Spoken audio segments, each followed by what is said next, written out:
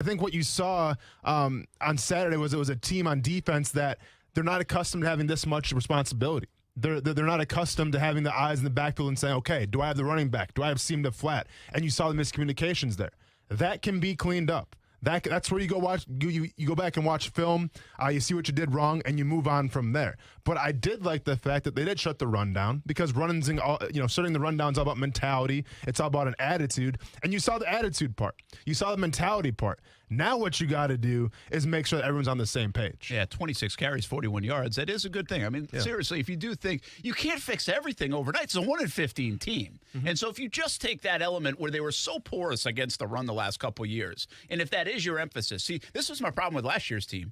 All offseason we talked about, and they talked about, all we care about is stopping the run. All we care about is stopping the run. Well, they still couldn't stop the run. They did everything they could in the offseason to acquire players, to change things, to stop the run, and they still didn't do it. Yeah. So at least this team said, hey, we're going to stop the run. We're going to try to stop the run. And at least on night one, they did do that. Now, they passed all over the place. So, I mean, that's a problem. I get it. I get it. But at least you said what you did. You were going to you did what you were going to say. Mm-hmm. Right? I always said that about, like, Marone. Hey, if you're you think your offensive line is good, then let's see if it's good, right? And play well. Mm-hmm. I think this team has to do that too, and that gets us to the next sore subject. Everybody hates the offensive line. Now they really hate them after the other night. Was the offensive line as bad as everybody kind of the narrative built, or was it a little bit of Trevor holding the ball long? What did you see from the offensive line, without Andrew Norwell, of course, in that game? I think it's a combination of both things. If you want to refer to those 2 sacks, yes, Trevor Lawrence kind of held the ball on a little longer. Now, let's be honest. A good offensive line would have bought him some more time. Yeah, I didn't think the first one he held it on too long. Yeah, he got flushed pretty quick. Yeah, for sure. So that's not all Trevor Lawrence's fault. It's obviously some of that blame goes on the offensive line. And it's playing complementary football. It's feeding off your quarterback and having your quarterback feed off of you. But classic example, that 4th down when James Robinson gets stuffed. Yes, Trevor Lawrence could have held on the ball and probably got a first down. Probably a good thing he didn't. We don't need him to have quarterback runs in the preseason, take unnecessary shots. I get all that. But James Robinson was hit in the backfield. Before he really even got the ball, he was getting hit. How often do we see James Robinson fall backwards on a tackle because he's that strong, he can lower his shoulder and deliver punishment? He didn't have a chance to do that. So that's a testament to the offensive line. I thought a couple times Drawn Taylor, kind of got bowled back a little bit. It wasn't a good cohesive showing from the offensive line. Yeah, I love that you just brought that up. I was actually just tweeting that. I think I have more of a problem with that play than the sacks, right? Because, listen, sacks are going to happen from time to time. I mean, they just are. All right. Here's something that didn't happen last year. James Robinson hardly ever lost yardage. Yeah. Like, he hardly ever had a negative run. And when you needed it on 4th and 1, the Jags, who were pretty good at run blocking last year, didn't get the job done. That's one play. But again, I think that bothers me more than the couple of sacks that they gave up. And you just described it. I mean, you can't be a good offensive line if you can't move a foot, an inch, a yard, or whatever it is. And we've talked about that over the years. This team did a lot better at that last year. Mm-hmm. Give James Robinson some credit for that, too, the way he runs the football. But we have one sample of it now on a 4th and 1 on a play that you like to keep the drive going and some momentum and go get the young kid a scoring opportunity, keep him on the field, and they don't get it done. I don't know if you have a bigger problem with that play than the sacks, but I think I did. No, I mean, listen, I had problems with both. I had problems with all 3 of those plays, the sacks and James Robinson getting stuffed in the backfield. I wonder, and once again, you can't read too much into the first preseason game. Let's see them make some progress first before we start jumping to conclusions here. But I wonder if this blocking scheme in terms of spreading everything out, because we've seen that many times. We've seen running backs, line up in the backfield. Now all of a sudden you're in the slot. I mean, I think I counted like 10 times they did that, it seemed like. I wonder if that is kind of throwing the offensive line for a little tizzy, let's just say. Because it seems like the strategic play calling now of Urban Meyer and the philosophy is obviously speed. It's speed and it's confusion. I would argue last year when it was Gruden, it was more of, okay, like, yeah, we want to be dynamic, but let's be honest. We have Gardner Minshew right now. We have DJ Chark, who's a little banged up every once in a while. We have James Robinson, who's actually the real deal. Let's pound the rock with James Robinson. Let's, whether it's power scheme, whatever the case may be, let's win up front and let's give James Robinson the rock. I mean, I forgot what the percentage was when James Robinson was out there, but he's out there for 93%. 90% of the plays. Say no more, right? So I think you have a situation now where this offensive line is still trying to figure out their identity. They're still trying to figure out what they have to do. Because I saw a physical offensive line last year graduate this year to more of just a passive, maybe sometimes a little confused of what to do offensive line. Yeah, so you've said a couple things, though, that alarmed me a little bit, right? It's a defense here with, let's just say, a month to go before the regular season, really less than that, that is still a bit confused on some of the assignments and the changes that have taken over, even though they've been implemented since April. And now an offense, which you're going to have a young quarterback who's going to take some time even getting his own stuff right, never mind the other stuff. That's just a natural progression. We met with Trevor in a production meeting, and he said the difference is really big between calling a play. They went with a lot of hand signals and visual stuff in college, and now you got this long, drawn-out play that you got to know. I mean, you got to be on your own P's and Q's, as you would say, before you even think about the other guy. And so there's a little bit of that just because you have a young QB, and that's natural. He's probably really quick at it. He's a bright kid, so I don't think it's going to be problematic for a long time, but there's going to be a learning curve. There's no way he knows it all so quickly that he can play fast every down. I just don't buy that. And now you're talking about an offensive line that might be trying to change the way it plays too a little bit. And here we are a month away. So I think the Jags really need to be ready to rock and roll early because their schedule says so. Their schedule dictates that that's the time to make some hay. Early on, you got Houston. You want to win that game. You want to get off to the right start. So I don't know if they can get all this stuff fixed in time to be clicking a little bit better. Let's just hope we see a little bit better against New Orleans and Dallas to build toward that and give us some hope. Because if not, again, the schedule doesn't allow you to wait till week 7 to figure it out. No. That's not the way the NFL works anyway. But this schedule really does. You don't want to be. You can play good football from week game 8 to game 15 for the Jags and still lose all of them. That's how good the schedule is at that point. So I want the Jags playing good football early to take advantage of a softer part of the schedule. I use in quotes. Yeah. Keep in mind, they're a 1-15 team. There's no soft part of the schedule for the Jacksonville Jaguars. So a couple of things you say there do alarm me a bit. I hope they fix it quick. Well, and they're going to have to fix it quick, right? Because I think they play Monday, right? They play Monday. A week from today. Monday night, yeah. So if you play Monday night against the Saints, that's preseason game number 2. That's the big one because we're not sure what preseason game number 3 is even going to look like yet in terms of the starters. So essentially, what do you get? You get about 7 days now. You have a week to turn it around, get ready for New Orleans at New Orleans, and put out a better performance and gain your confidence a little bit. Because I really feel like this game was a wake-up call for a lot of people. I think it was a wake-up call for Urban Meyer. I think it was a wake-up call for a lot of the players on this team. And they got to change things around. And once again, it's not so much schematically changing things around. It's just, like you said, minding your P's and Q's and doing a better job of that. Yeah. Okay, I'm going to give you here's my overview now that we're 17, 18 minutes into the show. And by the way, I'm not panicking. And the reason why I don't panic, one is they are a 1-15 team. This isn't a team with expectations to win 10, 11 games, okay? This is a team that if you win 6, 7 games, you may have accomplished something. I think we have to keep that in perspective. What we saw the other night was a team that's one of the top 4 teams in the AFC a year ago and maybe even got better in the offseason with some of their additions, and a team that's 1-15 and hopefully got better in the offseason with some of their additions. But they're not playing, Brent. I understand. Yeah. So I say this about the preseason, but keep in mind, you say when everybody says they're not playing, well, the Jags guys played 12 plays. Okay. They didn't play 60. But how do those 12 plays look? Well, not great. Okay, so that's all we have to. I mean, that's what I have to go off of right now. I understand, but you can go in an 8-minute stretch in football and not play well, but still have. But here's the thing, though, Brent. If they would have stormed down the field, scored, the very first drive, we'd be celebrating how good the Jaguars offense looks. It would have given you a false sense of bravado. And we never would have said, well, it's against the twos, it's against the twos, so let's not, let's calm down. No, we'd have been, Trevor looks really good. Wow, Urban Meyer is calling a great game here. This new offense is going to be very dynamic. It's going to be very exciting. We never would have even brought up the fact that they went against the twos.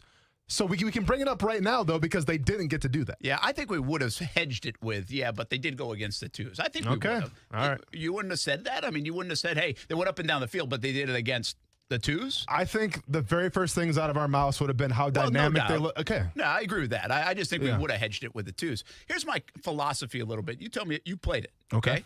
especially the preseason games. I said this to somebody, and it makes some sense to me. It's kind of like, I look at it as a little bit like the joint practices in this philosophy, where the ones anyway, like the offensive line, for example, they're a group that's played a lot of football. Are they out there just trying to get some of their work in? Or are they out there trying to win jobs and get paychecks and all that stuff? You're talking about the Jaguars offensive line. Okay. Versus like a defensive line that is the twos, but they're playing a hungry group of twos because they're playing for position time, playing time, all the rest, instead of just getting their work in. I almost wonder if it's better to play against the Browns ones, who are also just getting their work in. You know what I mean? And not going like, this is the Super Bowl. But you don't think Cam Robinson trying to play for a job right now? Again, I'm not saying they shouldn't Juwan Taylor's feeling some pressure because Walker Little could be taking, there's pressures out there. There's storylines out there. To sit back and say, they're probably just a little complacent because it's against the twos and their jobs are safe. I think everything Urban Meyer has alluded to this training camp shows that nobody's job is really safe. So I'm not sure if I agree with that. Well, I don't know if I do either, okay? I'm just thinking about it a little bit more like the joint practice. Everybody's talking about this ones against the twos, and they didn't go against this, and I'm just wondering, would it have looked that much? I mean, we're giving Myles Garrett's a way better player than whoever was running out there. I get it. Sure. But was he really going to go put on a show in preseason game number 1 if he played 8 snaps? I'm not sure if it would have been that much different if Myles Garrett played, is my point. I'm not even suggesting the Jags played half-ass on offense. Like, I'm not saying that Cam Robinson did that or Jawan Taylor did that. Okay. So I just think the mentality, it reminds me of the conversation we have on joint practices. Like, veterans don't like joint practices because that other guy, that young guy, is hungry to go win a spot. Yeah. And so he's playing like with a whole different mentality.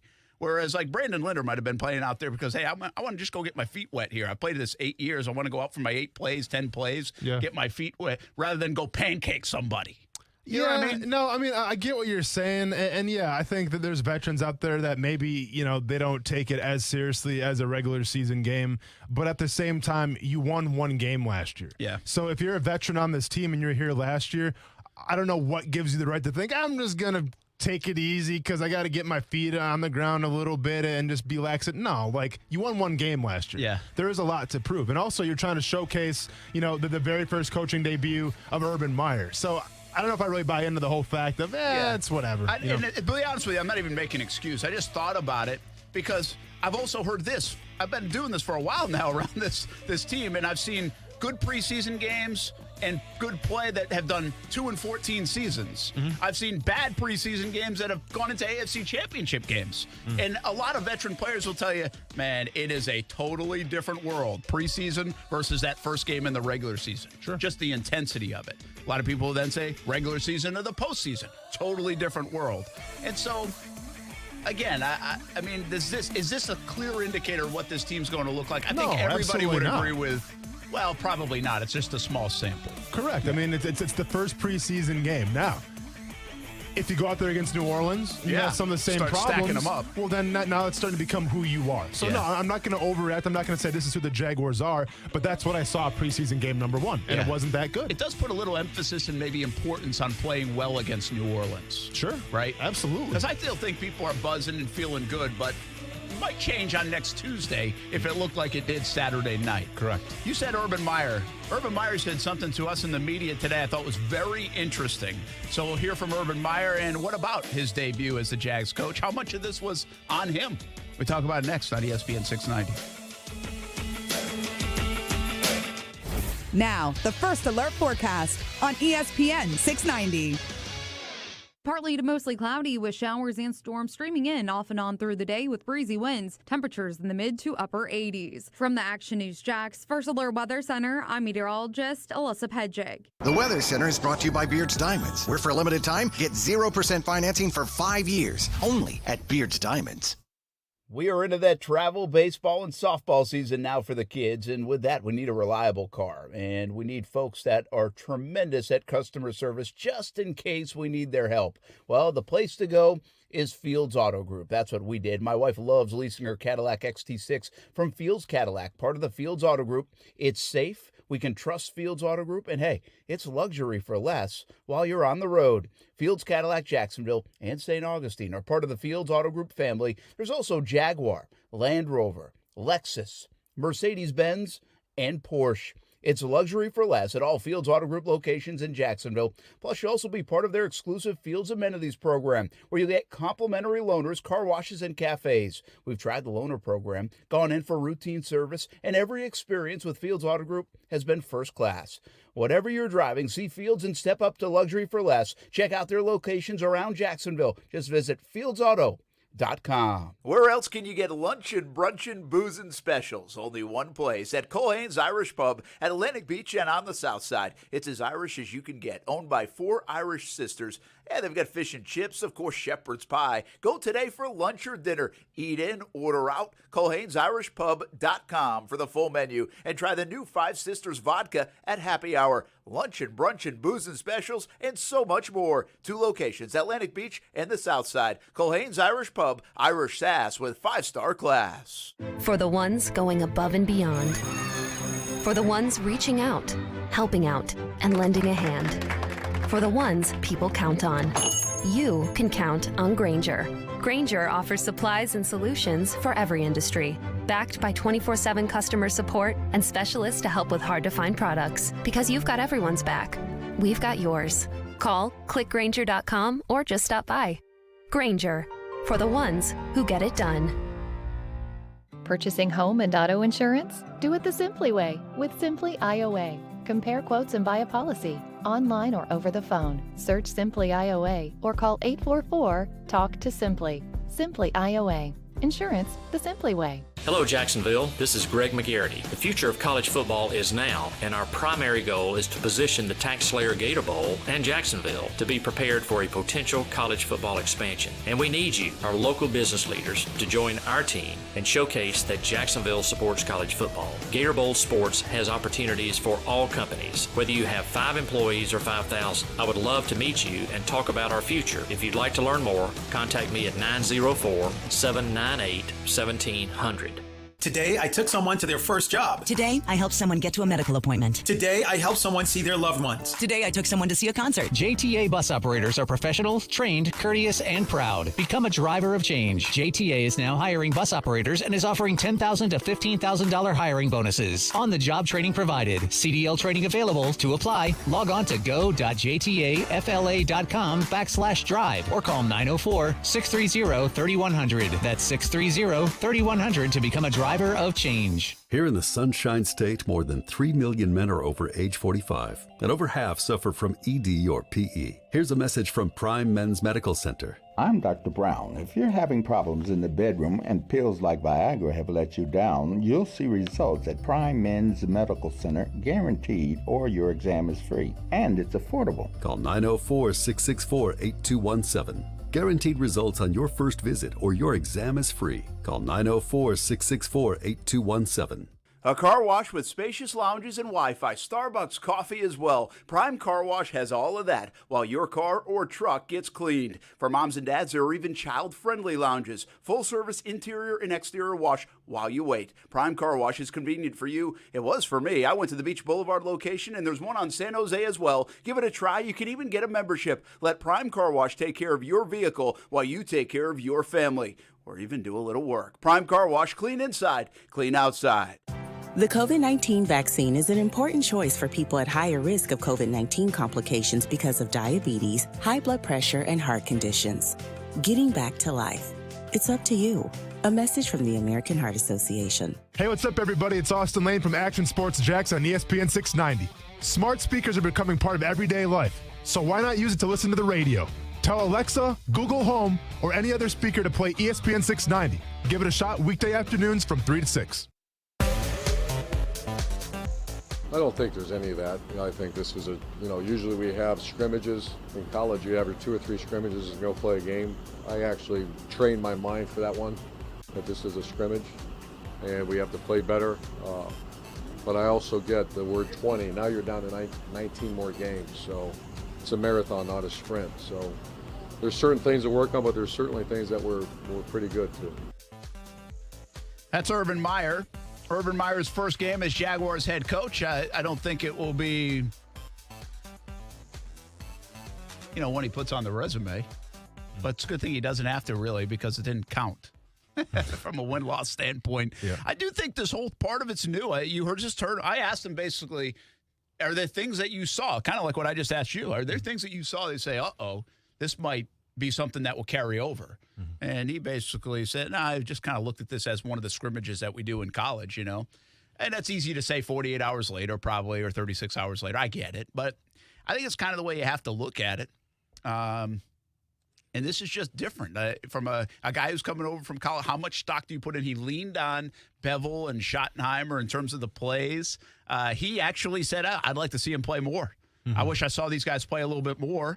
But he leaned on them and trusted the coaches. And by the way, a lot of NFL people do it that way, just 12, 15 plays and get you out of there.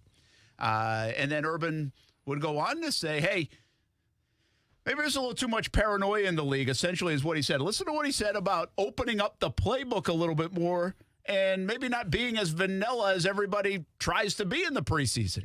Yeah, so much I hear, we can't show this, can't show this, can't show this, I don't want to get into it, but I want to go some tempo, and I'm used to some certain things. You'll see more of it as we get moving forward. I don't want, what you saw is not what we're going to be, and I get it. We're right out of the chute, and I think sometimes coaches, we can't show this, we can't show that. I'm like, why? Explain to me why. Well, Urban, I couldn't agree more with you because I've been saying it for 10 years to anybody who will listen. Yeah. Why is everybody so smart in the NFL that you got to hide everything? And he kind of referenced it. Listen, nobody knows what to expect out of the Jags, so maybe there's an advantage in week one. Maybe. But he kind of said it might be more important for us to work on our stuff than hide things from other teams. Now, you think that was a jab at, the offensive coordinator in Bevel? Because I don't think Joe Cullen really hid that much. I mean, I saw Chase on drop back into coverage, and I think they blitzed on play number 2. Joe Cullen was throwing the book at them in terms of getting after the quarterback and doing blitzes and things like that. I think the offense on the other side of the ball for the Jaguars was a little more vanilla. Yeah, I think in general, this conversation is offensive-minded to begin with. Yeah. It's the offensive guys that say, wait a minute, now I got all this stuff worked up in my brain and on my play sheet that you're going to have no idea what's coming. Yeah. This is a football, right? It's still a football. Mm-hmm. You still play with 11 guys. But to be fair, I mean, we talked about last week if you thought the Jaguars' defense would be vanilla. I did, I thought they would too. And a lot of defenses do that. Yeah. But I think Joe Cullen kind of threw the book at them a little bit and showed a bunch of different things. The offensive side of the ball is, I think, obviously what's getting talked about here. And maybe it's just because you can do more creative with playmakers. I mean, overall on defense, you might still be able to do multiple things, but you're still going to run, a 4-3, a 3-4. You're going to show a look. You're going to blitz sometimes. Everybody can kind of figure out the 6 different things you're going to do on defense. Offensively, I don't think we saw a glimpse of what ETN's going to do. Right? I mean, they didn't really do anything with him. Mm-hmm. And, I mean, Laviska was out there for a couple of plays. But, I don't think we saw a whole lot offensively, and I think that's intended. That's just the NFL way. What's interesting is, does Urban Meyer say, hey, I don't really care about hiding this from Houston in week 1. Let's work on this, and let's try to be good at it. And we're okay at it on the practice field, but we're not very good inside the stadium. So let's take these next 2 opportunities to get better at it. And he kind of hinted that he'll open up the playbook a little bit. Be interesting to see if he does. I think at this point you have to. I mean, you run the risk of being too vanilla by the time Houston comes around. It's like, okay, we're doing these new plays in a game setting that we're not accustomed to running. Haven't tried it. I mean, this is, and I get it. In practice and walkthroughs on air, everything's different. And those are great for your mental reps. But when you want to mix the mental reps with the physical reps and with the live rounds, that's where these preseason games come into play. And that's why it's so important. Yeah, Andy Reid can go out there and trot the most vanilla offense of all time. And guess what? Mahomes and company, they're going to be okay.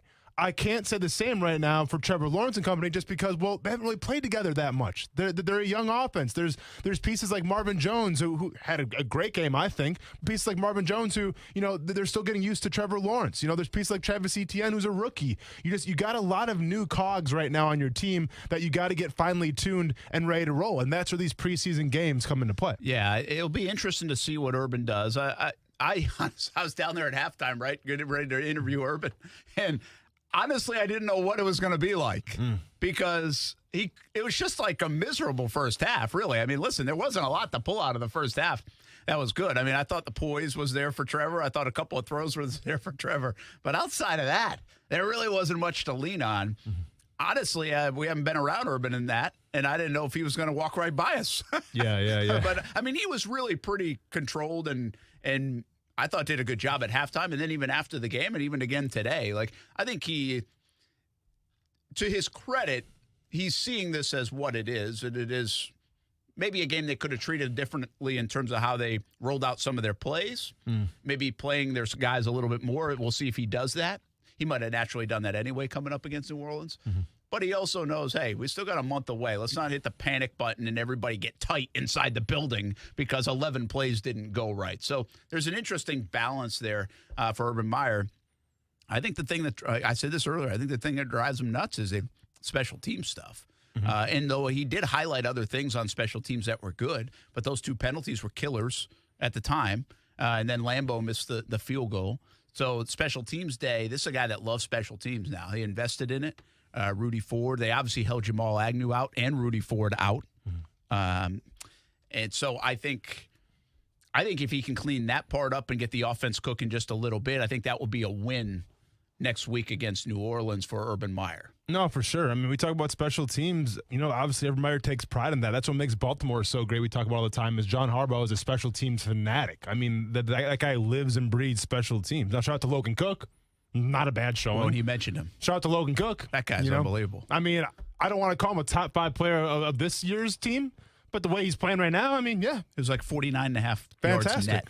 Nicely done, Logan Cook. He just keeps on producing. And now once again, it's your punter. So what does that really mean for everybody? But hey, shout out if to you care Logan about special Cook. teams, then the punter's important. No, he is important for sure. But it's the penalties. It's the penalties that have to be cleaned up and they have to be addressed because you can't have that during the regular season. Now, I forgot what the total number of penalties was. I think it was 5 overall. I thought it was like 6 or 7. Did it get up to 6 or 7? Okay, it might have been 5. Okay.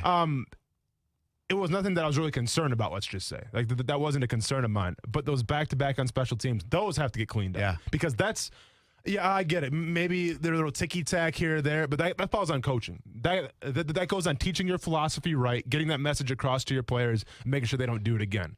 Anytime you go back-to-back penalties on essentially like the same style of play, that can't happen. Yeah, I think it's I agree with you. I mean, who knows? I don't know how much that sprung Claybrooks on the one. I mean, but that's a whole different ballgame right there, right? Yeah. Just a change. And he's feeling. Yeah. Again, the preseason's about feeling pretty good about certain things and about fixing the mistakes. There's going to be mistakes. The Jags come off this game fixing a lot. Urban Meyer on the positives, there were a few, he says. Positives were C.J. Beathard came in and played fantastic. Defense against the run, I think they averaged 1 yard per carry, 1.5 yards per carry. Obviously, we loaded the box quite often, but our defensive line kind of controlled the line of scrimmage. Offensively, we took care of the ball. Other than I thought the backs, receivers, everybody really did a good job taking care of the football, which was an emphasis. We had one interception, was a Hail Mary at the end of the first half. Other special teams was really other than, Lambeau's got to stick it through the uprights, but we had 2 penalties. Other than that, our punter averaged net 49.5. Coverage units were really strong. Wow, there you go. I mean, he's trying to dig deep a little bit. When you start off with C.J. Beathard, I mean, and by the way, Beathard did look pretty good. Sure. Yeah, he did. I mean, sure. Again, sure, what's he did. going against? The 3s or 4s or whatever number those were in at that time? I don't even know the Browns roster that deep. So, yeah. But I will say Beathard hasn't done anything to open my eyes in training camp. I just don't even remember. I remember one play inside the stadium where he threw it to Jones. It was a nice throw and a great one-handed catch. That dropped it right in the bucket on good coverage. That's the only play I remember, and I've been to every practice for the Jags, maybe except for one. Yeah. So C.J. Beathard did look decisive and quick and got it out and boom. I think Minshew's getting a little bit beat up for his performance. And really, if he owned the first series was like a nothing series. The interception was just a Hail Mary at the end. I mean, yeah, really, but what did that Hail Mary look like? I know, it didn't look like it ended up at the 14-yard line. Yeah, it was an underthrow. It looked like it was that. By the way, that wasn't an arm strength thing. That's one of those things where it looked like he was trying not to throw it out of the back of the end zone, and he threw the changeup way too much of a changeup. Sure, he threw an ephus pitch is what he threw. That's what it looked like to me. listen, Gardner Minshew can throw it more than 30 yards, okay? Yes. You can be a critic of Gardner's, and he doesn't have the greatest of arm strength, but he can throw it more than 30 yards. I just think it was the one play to ETN on Minshew. If Minshew makes the one easy play, gets it in number one's hands, I don't think we're like all over Minshew for a bad performance, but that was a bad play. I mean, you got to make that play. Oh, it was a horrible throw. Yeah, absolutely. I mean, and listen, I'm no quarterback expert or anything like that, but I feel like those are the throws that you got to make. Those are the throws that, people are depending on you to make. Now, Gardner Minshew goes 4 for 8, 50%. One interception, quarterback rating of 33.4. Obviously for a backup quarterback, but I mean, and I get it. The stats are they're on the low side. You only had 8 attempts. I get all that stuff. But for a guy that's competing for the backup quarterback, or really for a guy that it's either Trevor Lawrence or Gardner Minshew, as we're being told in the depth chart week 1 release, I don't think Minshew did himself any favors. What does it mean that he only played 11 snaps? I thought he was. Like I said, I was at the production meeting. We weren't told exactly how much Minshew was going to play, but I thought the twos were going to go about 30 snaps. And if you look at like Walker Little and some of these other guys, that they went about that somewhere between 25 and 30, I think it was. Well, like 11 snaps for Minshew, didn't you? I thought he'd go into the third quarter. He didn't come out in the third quarter. What does that mean? Does that mean they know who their top 2 quarterbacks are? Yeah. So I mean, if you're a tinfoil hat conspiracy theorist like I am, and you just live for the drama, I thought the exact same thing about Carlos Hyde, because Carlos Hyde was one of my players to watch. Right, because I think, okay, well, if it's James Robinson or Carlos Hyde on the depth chart, obviously Carlos Hyde needs a big game to try to justify him being 1A or 1B on the depth chart. Well, Carlos Hyde had 2 attempts for 4 yards. Yeah, they weren't showcasing. And one pass that it was a wheel route that just wasn't there. It was covered up, and that was it. And then he sat the bench. And this is Carlos Hyde, who was here before. We saw, I was like, okay, this is Carlos Hyde last year who had a pretty good season, but it's like, well, is he really the number 2 guy? That indication where he only had 2 rushes and was out, like in and out right away, shows that he is the guy. Gardner Minshew going in there and then, closing the half off, not come back in third quarter, whatever it was, kind of shows you that I think he's the guy right now, number 2. Now, that could change, but the way they handled that, the way they handled Carlos Hyde, I think they have their mind made up, at least for that game, their mind was made up as these guys are our backups. I think this is the way it's tracking. I'm telling you. I think you're right about that. I think it's James Robinson and Carlos Hyde getting workload and ETN working in, but also being all over the place. I think Hyde is going to get carries. He's going to be a part of this offense. He's not just going to spell James Robinson like 3 carries a game. I think he's going to be part of it. I think they want to run the football, and they're going to run it with a variety of guys. So look out for that. Yep. I think you're right. I think that's penciled in. I don't think it was just for this game. I think it's for September 12th. And I also agree with you on Minshew. I think the 11 snaps tell you he's the backup quarterback. Yeah. Right now, he's the backup quarterback. And by the way, he has won the Jags coaching staff over. I can tell you that. He has won them over. Not just by Saturday night. I'm talking about everything. Yeah. He probably didn't win them much over on Saturday night. But, no, for sure. But now, does that narrative change? It could. Does the emergence of C.J. Beathard go, okay, let's give Beathard some more reps, maybe with the 2s. Let's put Gardner Minshew down a little bit with the 2s and 3s, and let's see what this guy can do. It could, but it hasn't at all in camp, and it didn't today out there at camp. Sure. So I think Gardner Minshew's the backup quarterback for sure. We'll be back. Action Sports Jax on ESPN 690. The Max Kellerman Show. There was no one there like, hey, where's that guy we just hired? He just stopped showing up suddenly 15 years ago. So kind of weird. It's 650 G's. And now he's being sued. I don't know. You can't just not show up for work, but if he's not like doing anything fraudulent and they're just sending him the checks, I mean, why wouldn't he just deposit it in his account? The Max Kellerman Show, weekdays at 2 Eastern on ESPN Radio. Watch exclusively on ESPN+. Hey, boss, I found some silverware in the dining room. Nice. So you're sure you smashed the alarm system when we got here, right? You mean that plug-and-play do-it-yourselfer? Yeah, it's dead. We got all the time we need. Oh, look at this. The box the alarm system came in. Isn't this cute? An alarm system in a box. Boss, I'll never understand why people don't just get a safe-touch security system. And they probably think they're saving money. But that's the thing, they're not saving money. You and I know that. Thankfully, these folks didn't. There are a lot of great things that come from a box. this isn't one of them. True. Hey, let's just take a minute to appreciate that tonight, we don't have to worry about the Crooks R Us golden rule. Stay away from safe touch houses. And remember, kids, boxes and alarm systems don't mix.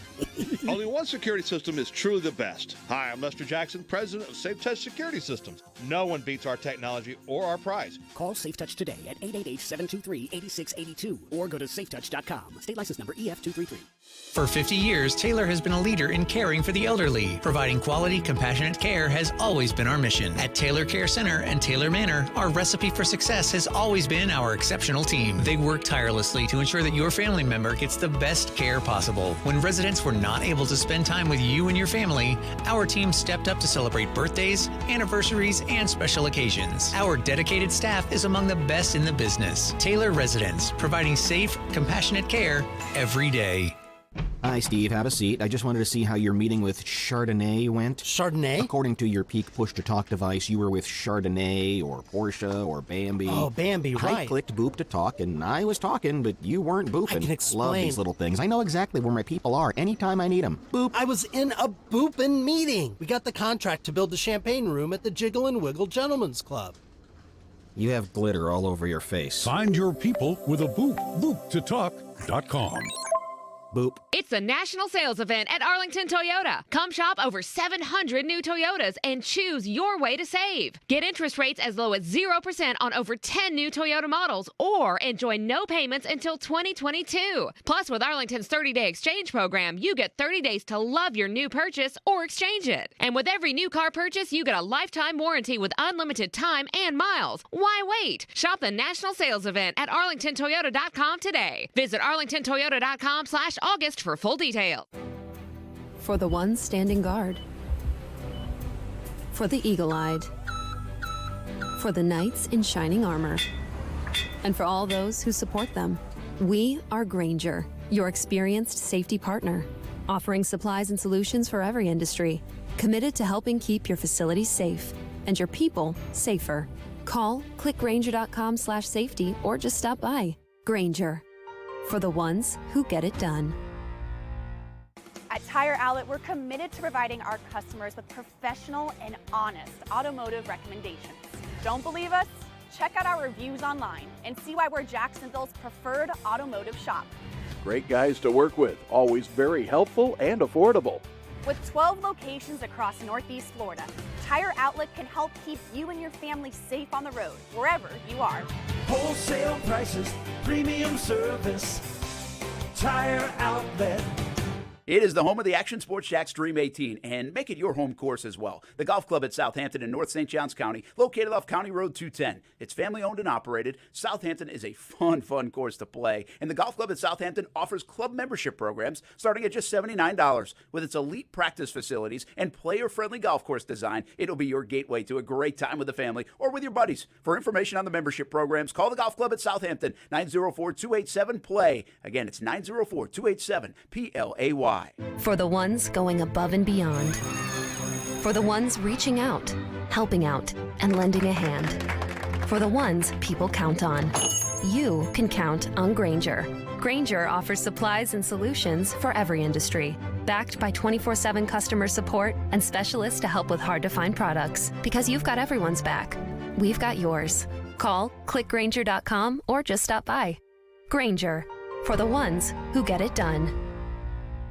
Listen to ESPN 690 anytime, anywhere, on any device. Whether you're at home or on the go, get the latest on the Jags, FSU, the Jumbo Shrimp, and Action Sports Jax on Odyssey.com. That's AUDACY.com or on ESPN690.com. OTAs and his practice work ethic in the spring. He's not had the production in his career that his God-given skill, but I love the guy. I mean, he wants to go, and he's full speed today. Just really talented, good person, and we're going to coach him hard. It's about Taven Bryan. Now, this is interesting to me. I think of one player on this football team that Urban Meyer might be able to make a difference with. And I go back to some of his conversations. When he came here, right, Urban said, listen, everybody wants to blame the player. Mm-hmm. It's on the coaches. These players are good. It's our job to get them everything they need and make them even better, right? You bet. He took the ownership of it. Some of that, I believe, was a message to the players like, hey, we don't think you stink, right? True. I mean, we want you to hear we don't think you stink, but if you work your ass off, you're going to be good. We're going to get the most out of you. But I think there's a lot to say for that. I mean, I think Urban Meyer's shown that in his career, that he's been able to get the most out of players in his career. So Taven Bryan's an interesting one on that front. Mm-hmm. Nobody's been able to get the best out of Taven Bryan. But everybody you talk to about Taven Bryan will say, this guy's a freak athlete. Mm-hmm. Like, he is big, he is strong, he can move. Like, guys aren't supposed to do that. Mm-hmm. He's a good dude. Like, they'll say that. They haven't not said that, by the way, in the last few years. Like, coaches have said that. Mm-hmm. They just can't get him to make plays. They can't get him to listen to the coaching or at least put in play the coaching. Like, he just hasn't done much, and he hasn't gotten better. Will Urban Meyer be able to make a difference with Taven Bryan? I'm really interested to watch. And maybe it's not just Urban, okay? Maybe it's Charlie Strong, and maybe it's Joe Cullen, right? You know that. Joe Cullen's going to get the best out of you. For sure. I don't know who it is, but I'm really interested from Urban Meyer's perspective. If, hey, we got good players here, everybody wants to blame the player, it's up to the coaching. Taven Bryan's a perfect example of this. This guy is a first-round talent from an ability standpoint. You don't make many guys that can move, that are big and strong. But he's done nothing. Yeah. And he's been a disappointment. And so I've got my eyes on Taven now that he finally gets back on the field. Can he do anything with this regime will be pretty telling to me, especially if they make it work. I don't think it's an indictment if they don't. It's probably just, hey, Taven's not that great a player. Yeah. But if they do get something out of Taven, I think that would be a heck of a pat on the back for the coaching staff. No, I mean, I think Urban is definitely making this a personal mission to try to get the best out of Taven Bryan. I think when he went to C.J. Henderson's house and made sure everything's okay, that was a personal mission. Mm-hmm. And spoiler alert, C.J. Henderson had a pretty dang good game for the first preseason game. Like, you like what you saw to C.J. Henderson. It's good to see that guy rebounding, and it goes to show you, like, Urban Meyer's not giving up on him. You know, there's the trade rumors and all this stuff. For all I know, Urban Meyer right now is all in on C.J. Henderson and making sure he gets the best out of C.J. Henderson, and we'll see how it pans out. But it was a good start, preseason game number 1. With Taven Bryan, and I've said this many times before, there will always be a soft spot in my heart for Taven Bryan because he reminds me a lot of myself as a rookie, where everything is just you go 100 miles per hour, you don't ask questions, and you just go, go, go. And if you watch Taven Bryan on film, that's how he plays. The strength is definitely there. The explosiveness is definitely there. The speed is definitely there. Where he has the problems are it's between his ears. It's diagnosing the play, getting in the right spot, and then making that play. It's almost like his mind's too fast for his body, and he can't comprehend what he's seeing in front of him. And I used to have that problem as well till the game started to slow down for me.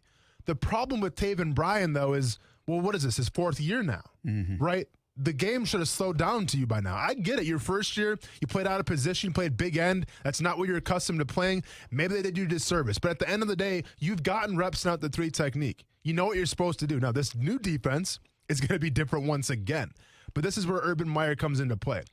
It's not a physical problem with Taven Bryan. It's not a strength problem with Taven Bryan. It's like you have to tell Taven Bryan, hey, get your butt in the weight room, put some more weight on because you're getting pushed around.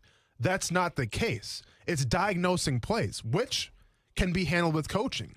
So whether it's watching film and maybe you have to, give Taven Bryan a different way to watch. I don't know what the case may be.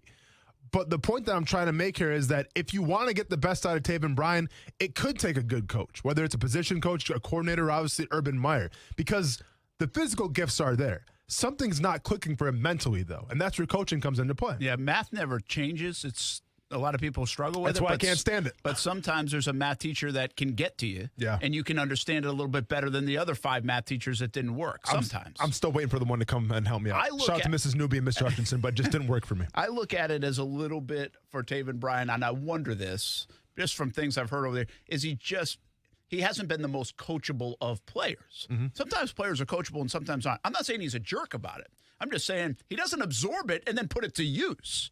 It's not like he hasn't been coached, but I think he's been a very frustrating player in that regard. But maybe the different math teacher, the different coach, a different position coach, maybe gets to him. Yeah. Because you're right about that. You can't find anybody that doesn't say that about the physical attributes of this guy. Yeah. You really can't.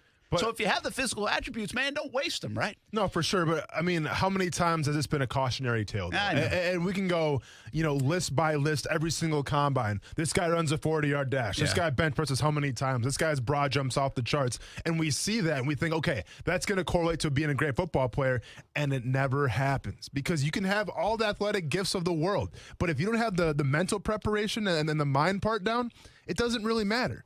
Maybe Taven Bryan can turn things around, but I'll be honest with you. If you're going into your 4th year and you haven't figured it out yet, well, when are you going to figure it out, man? Yeah, I'm not even convinced he makes the team, by the way. I'm not sitting here telling you he's going to be the MVP of the defense. I don't know, but I wonder about this coaching staff being able to get to him. Let's get to South Beach Gary before we hit a break. What's up, man? Hope you had a good weekend.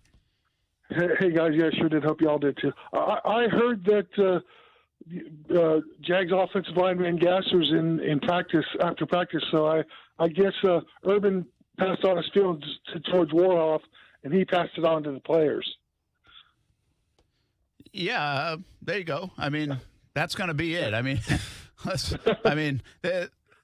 They have had a competitive camp. They have had a hard camp. I mean, they have winners and losers, South Beach.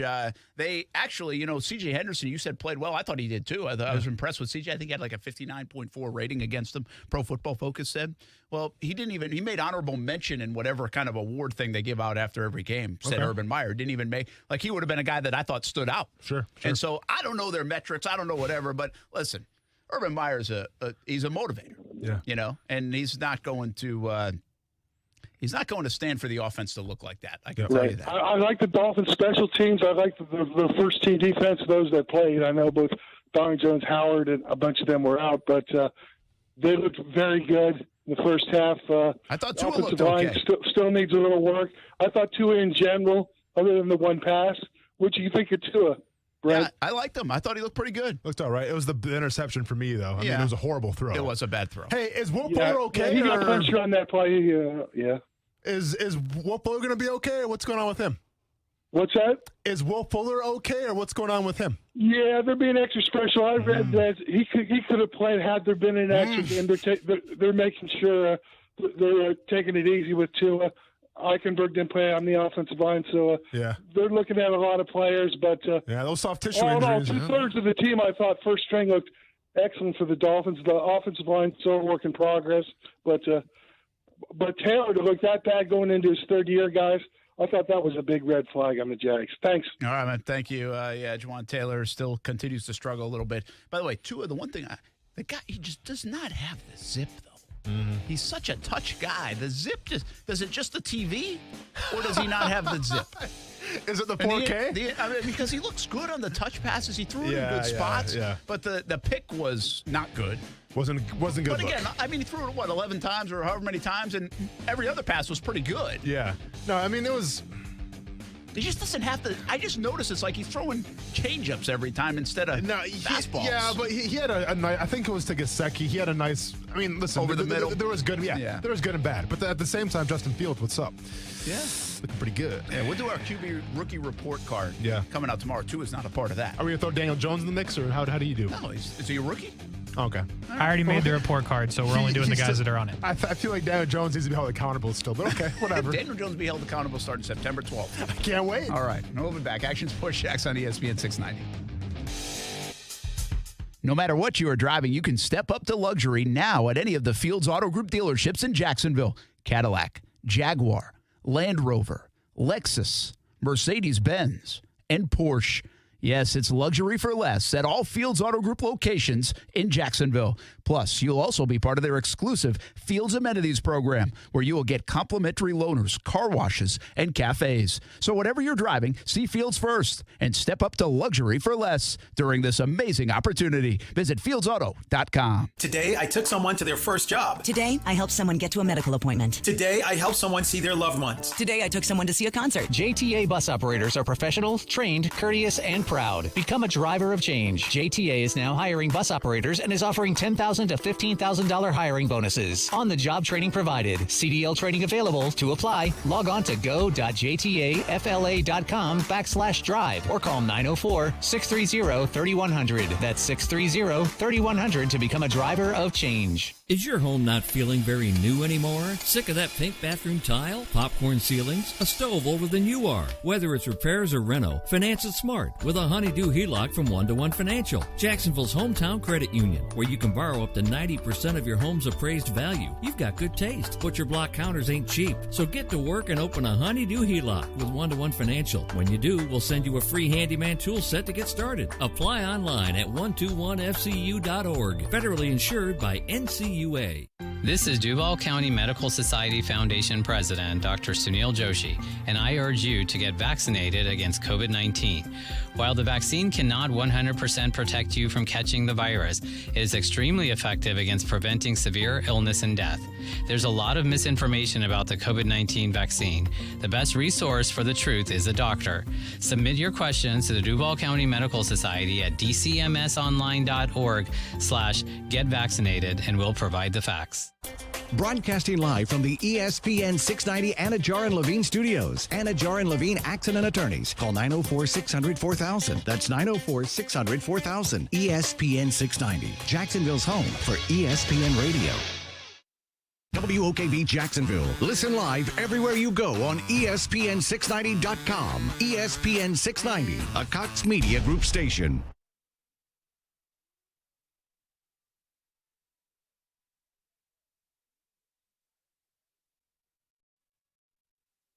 This is SportsCenter. I'm Doug Brown. For the fourth time in the last 6 years, Alabama is the preseason #1 team in college football. The reigning national champs on top of the Associated Press poll, with Oklahoma #2, followed by Clemson, Ohio State, and Georgia. How many NFL rookie quarterbacks will start in Week 1?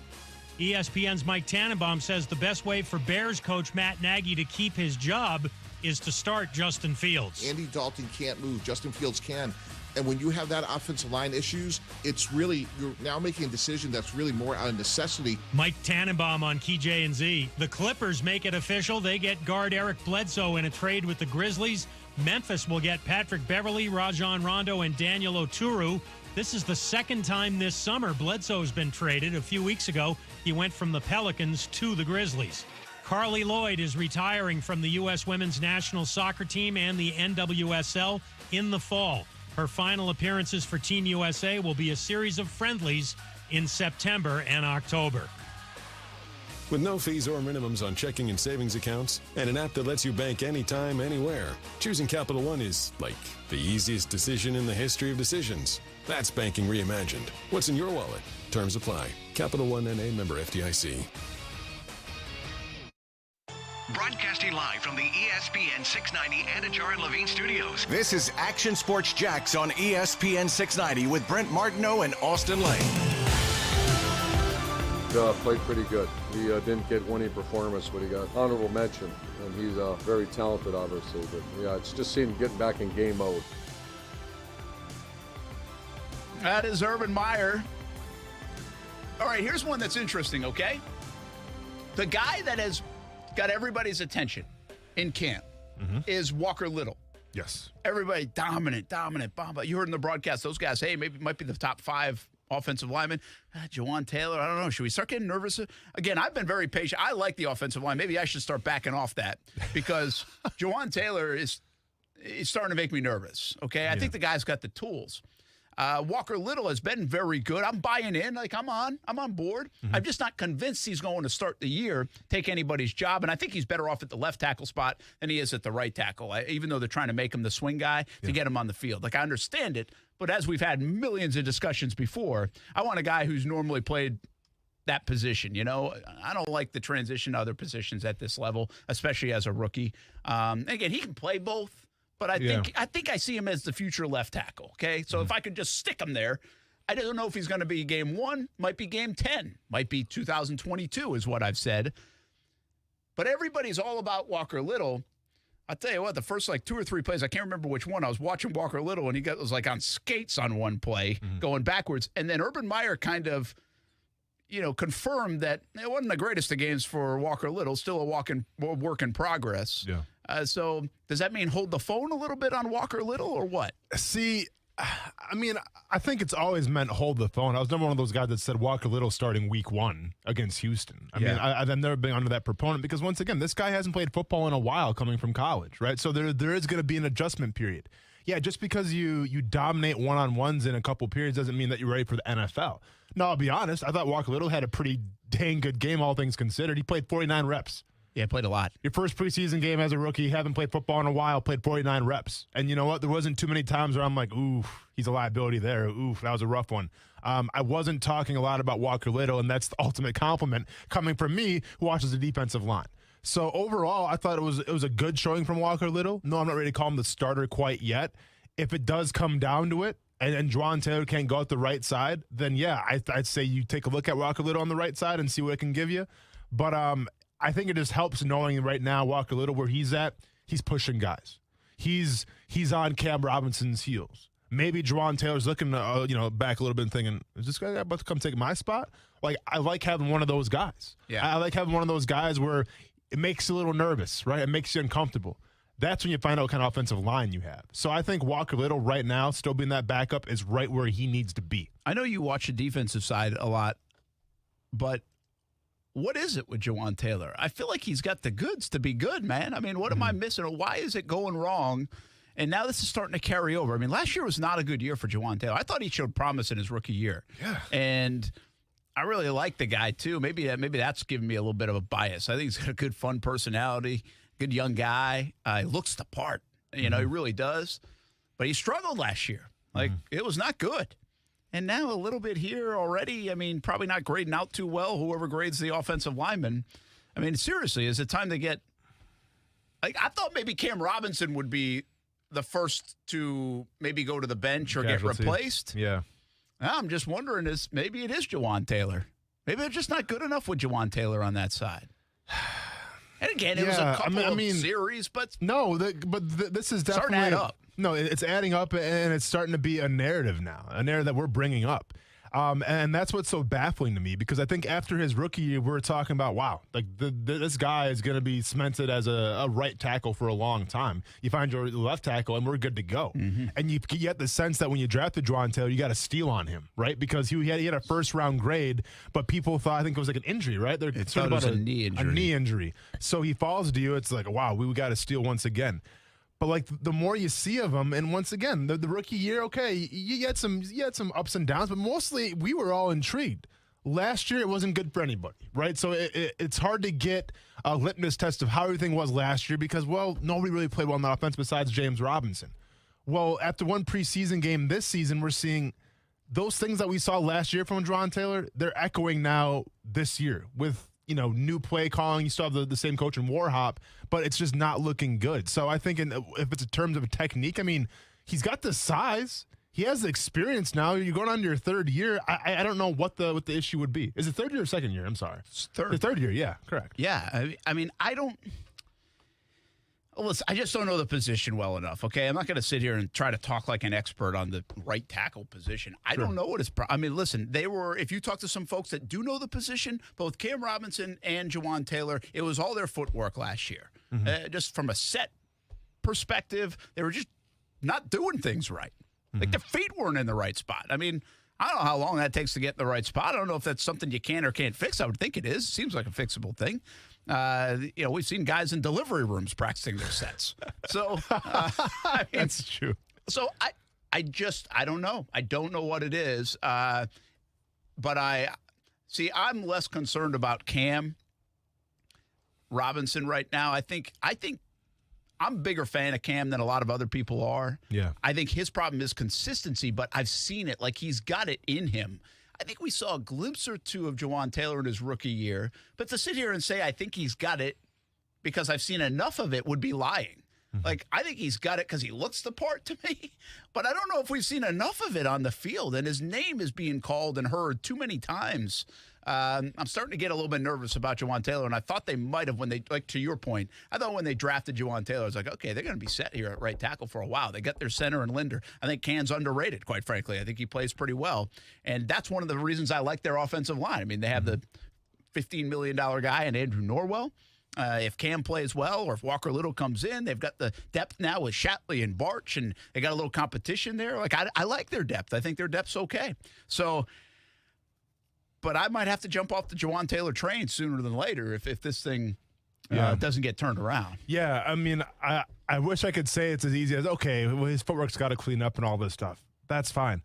I always compare it like, and once again, I'm a defensive side of the guy, but I mean, I can, I know good offensive line play. I know bad offensive line play. And, like, if you want to compare it to something like, and I can't believe I'm about to do this because you know how I feel about the sport, but golf, okay? Golf is all about what? Consistency. If your swing's off just a little bit, it can change the whole game. Well, if your footwork, your hand placement's off just a little bit, well, you start getting used to these tendencies that aren't right, and no one's holding you accountable, and now you go out there for the first preseason game, and it looks like what it looks like. I'm not trying to blame coaching here, but there's some issue, whether it's his footwork, whether it's his hands, but, like, he's not the same guy where we saw a guy with confidence his rookie year. I don't think injuries are an excuse. It's just, it is the technique. And honestly, I'm sitting here on a Monday. I don't know how to fix it. I mean, I don't know what to tell you, but I just think that there's no excuse why he should be going into his third year right now, into his prime, if you will, and we're still seeing some of the same things that we saw last year. Yeah, let's listen to Urban Meyer, what he had to say about the offensive line. Jawan, Cam was pretty solid. Jawan was a little, we're working on some things today. He had a great training camp, so we're good. He's just got to, did not play great, to answer your question. Didn't play awful, didn't play great. AJ Cam played very solid. Gave up one pressure, but he's been really solid all the way through. Linder didn't play much. Obviously, Norwell's got one more week out, but Barch actually did okay in there. So we're developing that third guard, which we need, and the third tackle right now. Walker Little struggled, which he was playing low hands for some reason, and it was on him really fast. So he's got to get a lot of reps. We're counting on him, and he had a really good training camp, so we got to get him going. And wasn't that interesting to hear his perspective on Walker Little? Almost surprised, right? He had such a good camp, okay? Yeah. I can tell you this. And I think we all know this. If you watch anybody in the media, anybody that's been out of practice, if you've been out of practice, number 72 has caught the attention. Yeah. Right? He's got a mean spirit in him on the field, which is good. Yeah. He would fight Austin Lane and have no problem doing it. Yeah. And then he probably schooled me on math as well or something. He went to Stanford, so he probably got the ACT score to back it up as well. I don't know, Murray State, the Ivy League of something. The public Ivy League, a little more respect. Yes, thank you. Thank you now.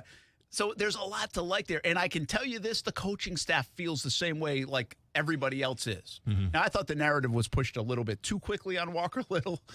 Even I think it's a little aggressive. And that's in part because I like these other guys on the line more than other people do. But I can tell you, they really like what Walker Little's doing. They think he's better than they even drafted when they drafted him. Like, they thought he was good. They think he's even better. Mm-hmm. But I think they were a little bit taken aback on some of the things. You could hear it in Urban Meyer's voice, right? I mean, I almost wondered, were they taken aback? Did he not play that well? Or was that a little bit of a message to him to keep lighting that fire and stay after it? Didn't it sound like that? No, for sure. Because if you look to how he compared, Jawan Taylor, who you and I both agree didn't have his best game, obviously, and then you hear him talk about Walker Little, it almost sounds like Walker Little got the worst of that grade. Got the worst of just, seeing how well they played and everything. So that goes to show me is, hey, you're a rookie. Everyone's talking about you right now, right? Everyone's on Twitter talking about your one-on-ones, talking about how you play with aggressiveness and stuff like that. ESPN 690's hyping you up. Brent, Sunshine and Rainbows, can't get enough Walker Little, all this stuff. I felt like Urban Meyer there had a calculation to say, hey, let's rein it in a little bit. All right, let's come back down to reality a little bit. You still have a long ways to go. Okay, so let's not get ahead of ourselves here. There's still work to be done. And I think in doing that, it sends a message to Walker Little saying, hey, you may think you've arrived yet, but you're still a rookie. You still got to earn those stripes and everything. And I think in doing that, obviously you get a better Walker Little, and then you get a better Walker Little. Well, that can push Jawan Taylor or Cam Robinson as well. Keeping that competitive nature going. Yeah. I think that's a little bit of it, too. I could sense that. But I will tell you, I watched him first, I forget what play it was, but I was watching from the sideline, and I don't really watch offensive linemen too often, okay? But I was watching.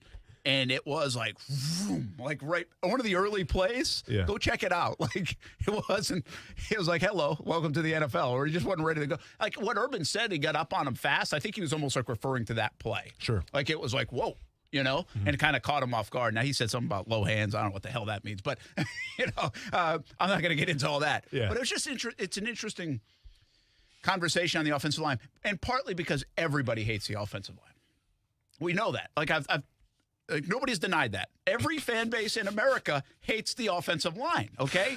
That's just the way it goes. Like I feel like the Colts have a respectable one. Probably. I always say that. Colts are Dallas, Dallas had one a couple of years ago, not anymore. Man. I get what you're saying. Very few teams like their offensive line. I get what you're saying. And especially fans. Yeah. And but I have to say, I've been more of a proponent of this offensive line. I think it's one of the reasons that I think Trevor Lawrence is in a pretty good spot in Jacksonville because he's got an offensive line that's playing together for 3 years. Well, they're going to have to make me right. Yeah. Okay? No, for sure. I mean, they're going to have to prove that I'm right on that. They did run block very well last year for James Robinson, but I think he did a lot of it too. I mean, but you can't run for over 1,000 yards without the offensive line helping you out. Mm-hmm. So the pass protection is going to be key on Trevor Lawrence. We'll see if they can do it. You mentioned earlier, as we just go through everything on this Jags roster and what happened, it's crazy that they gave up all this passing yards. Mm-hmm. And maybe the thing I come out of there after Trevor and a couple of good plays that I come out of there and think the most of is the way the young secondary flashed. C.J. Henderson, I'll count him in there as a young player, and especially with what's going on. I was right in front of a couple of those plays. I mean, he was all over it and did a great job on 2 specific plays I'm talking about. I thought Tyson Campbell was really good until he got lost on the touchdown. Yeah. I actually, he made some plays, and I was like, oh, good, this guy's impressive. And then he got totally lost on the touchdown. Yeah. Sure, that's going to knock his score down quite a bit. Yes. But I think he also saw some good things, and the reason that they like him so much. And then I'll go one more. I thought Andre Sisco, again, he shows it in practice, and he showed it in the game. Like, that guy's game ready, it feels like, to He's go. everywhere. And he played late into the game, and he played quite a few snaps. I think he still has to earn some of the trust of the coaching staff because Josh Jones and Jared Wilson and guys like that. But I'm telling you, man, I think Sisco's going to be a hell of a player, too. I like the way some of those guys flashed, albeit the one touchdown that Campbell gave up.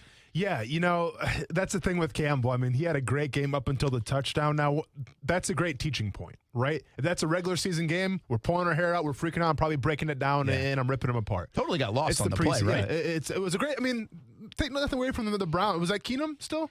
No, I think that was Oleta. It was a nice catch. Well, nevertheless, it was a nice throw, nice catch, great play, and yeah, Campbell got messed up.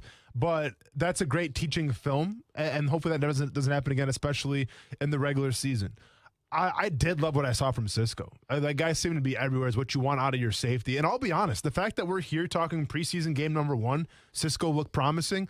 I had no idea we were going to be here. Me either. I thought he was going to be, what do you call it? Is it the PUP list? Yeah. Yeah, for like half the year, whatever the case may be. Until maybe even on IR to start. Yeah, until that knee gets right, and then maybe they bring him halfway through the season, we see what he has. He hit the ground running in training camp, and now he's getting his earned reps in the game, and you like what you see from him. And then going forward, we'll see if he's going to be the starter or not, but I love what I'm seeing from Sisco.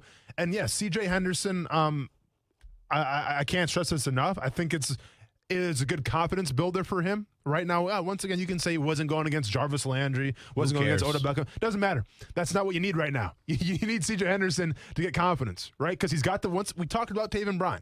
He has all the ability in the world. We've seen C.J. Henderson take T.Y. Hilton and just press him down and not let him catch the ball. So we've seen the good of C.J. Henderson.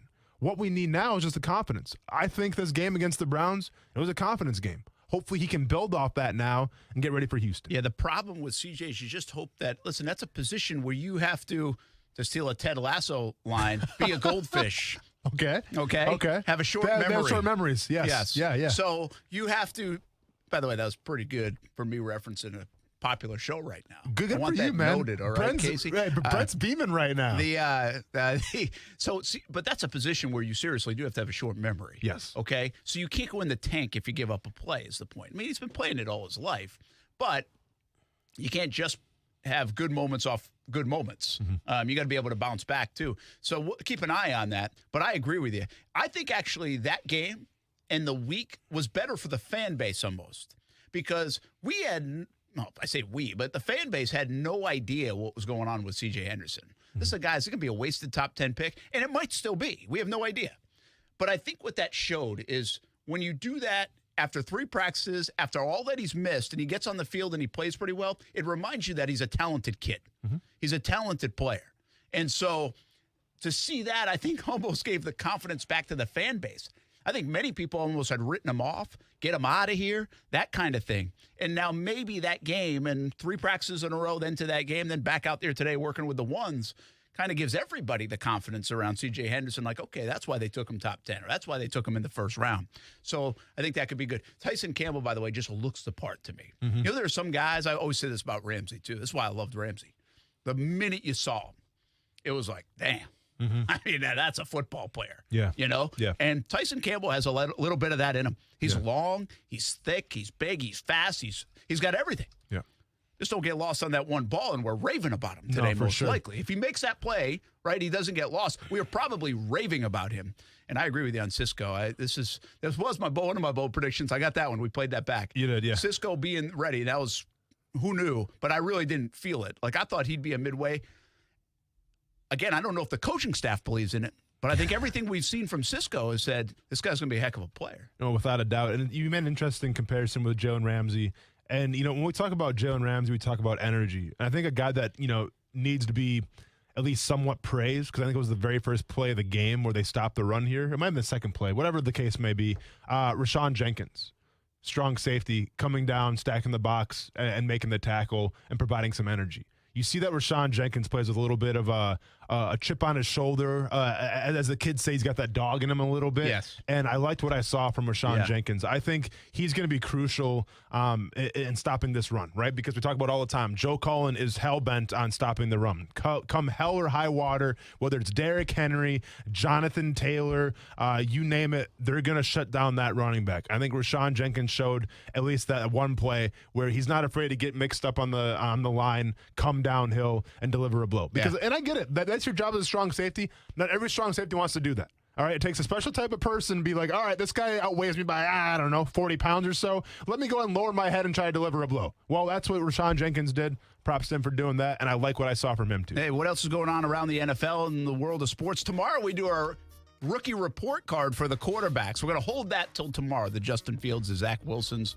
the Trey Lances, Mac Jones, obviously Trevor Lawrence, and more. Can we throw Daniel Jones? I feel like Daniel Jones needs to be held accountable, Brent. I feel like we got to hold that guy accountable. He's still at the bottom of the pile. Okay, good. The report card has already been made. I physically made a graphic. This is the second time, by the way, that Casey has said that. So he does not want you to add. Daniel Jones. Did you save it in Microsoft Word or whatever? Can we just go in there and add another column to it? No. Okay, we're doing it tomorrow, Casey, not today. Can't do it. All right. We got more to get to. Plus, a little bit later on, your video replay of one Tim Tebow. Interesting. Hey, I'm getting a lot of interesting comments, and by the way, the Jags do have to cut 5 guys tomorrow. Yeah. Where will they go with that? We'll have that coming up. Football at 5 as well. More to get to next. Action Sports Jax on ESPN 690.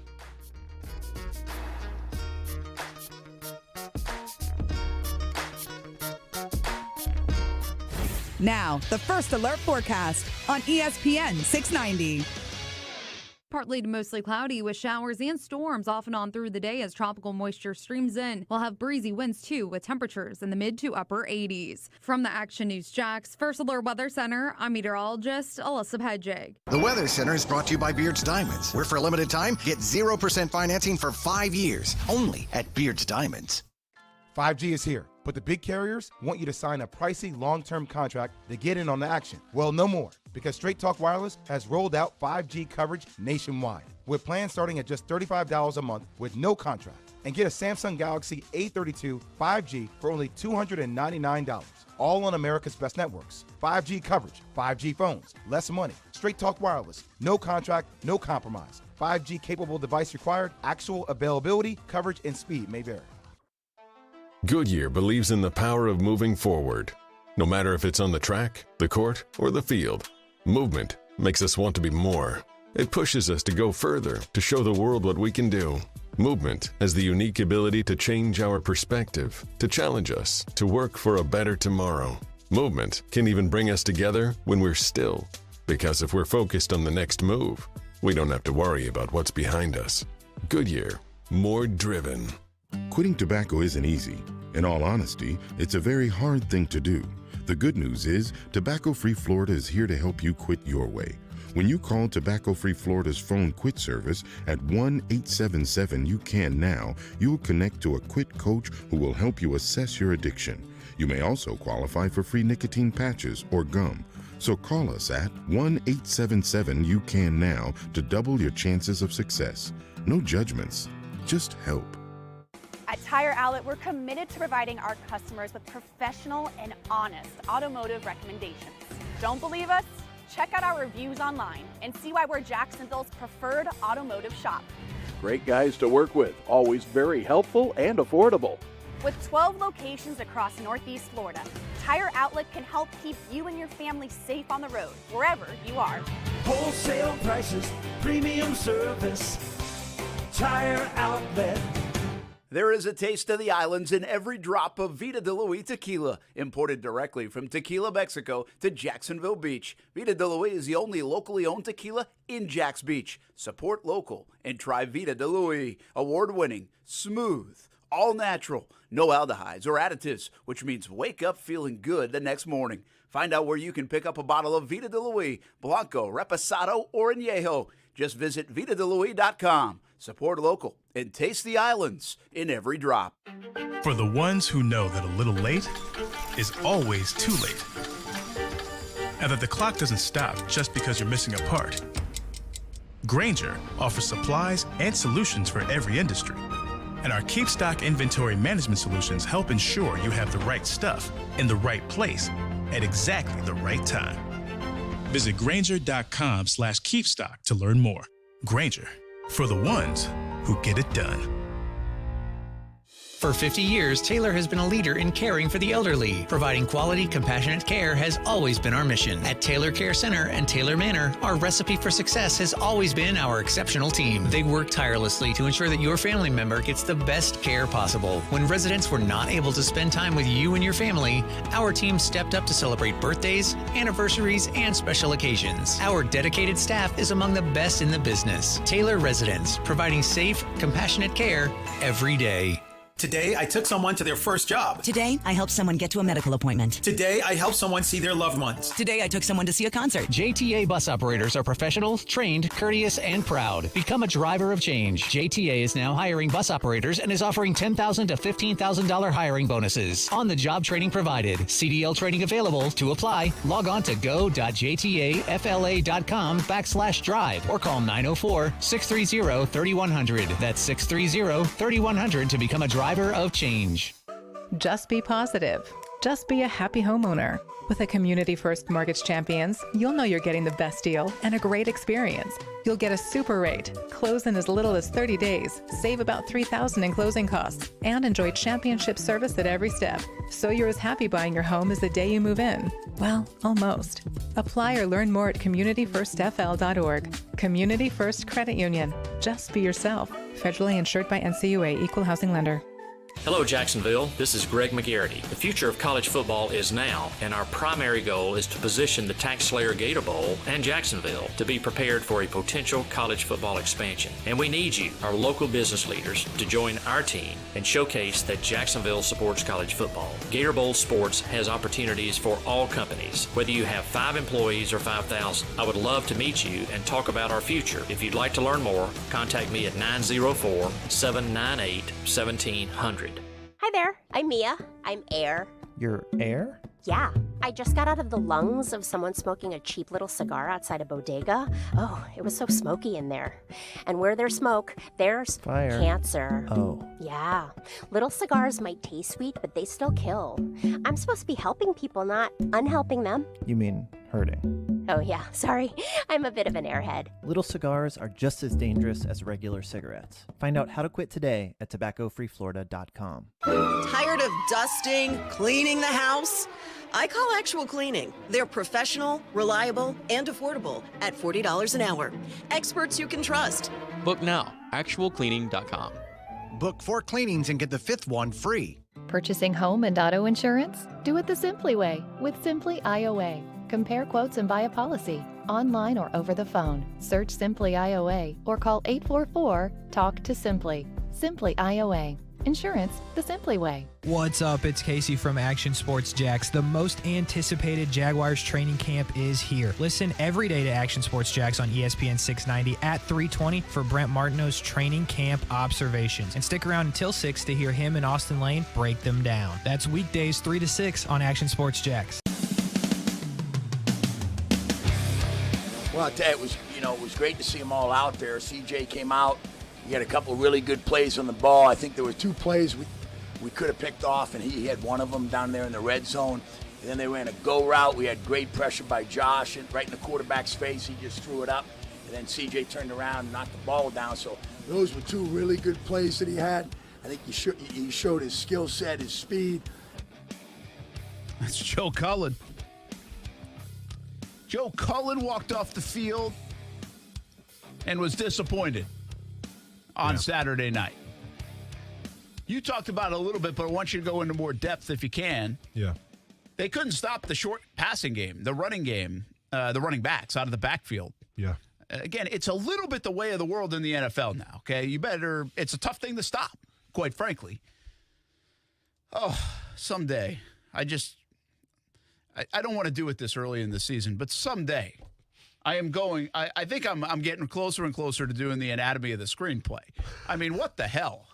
I mean, why can't we run a screen in Jacksonville for 14 years since I've been here? 14 freaking years we can't run a screenplay. And then on defense, we can't stop the damn thing. They can't stop a screenplay. We can't run a screenplay. What is going on in Jacksonville? Has this been the Jaguars' identity for the past decade? I mean, it's unbelievable. They run screenplays in high school. Yeah. They run screenplays in college. I hear you, The man. Jaguars can't run a screen. Like, I haven't seen it executed well in forever. Chris Thompson lied to us. We're in shambles. Chris Thompson guaranteeing screenplays in the last year with Gruden. We didn't see that. I mean, I'm sitting here. Everybody wants to push Get the him, ball Brent. down the field. All Let's I want to go, do is Brent. run a screenplay. We just want to see a screenplay. That's all, it. we don't ask for much, man. A screen. We ain't asking for the annexation of Puerto Rico. All we're asking for is a little screenplay every once in a while. We can't even get that. And now we're going to piggyback and try to defend that sucker because that was an issue. No, for sure. So, yeah, breaking down the defense last night, and Joe Cullen's disappointed. And I get it, man. That's a very proud individual. He expects perfection, but he'll settle for greatness. I think, listen, the screen game, it's fantastic when you have an aggressive defense. Right, because if you have an aggressive defense that wants to blitz all the time, that wants to get on their toes, pin their ears back and go, well, you counter that aggressiveness with the screen game. That's what happened a couple times last night. Now, it's a lot more than just saying, they kind of had our number, we're blitzing, and we surrendered it. Well, no. There's things that you can do to make up for ground if you are an aggressive defense. Number one is read and recognition.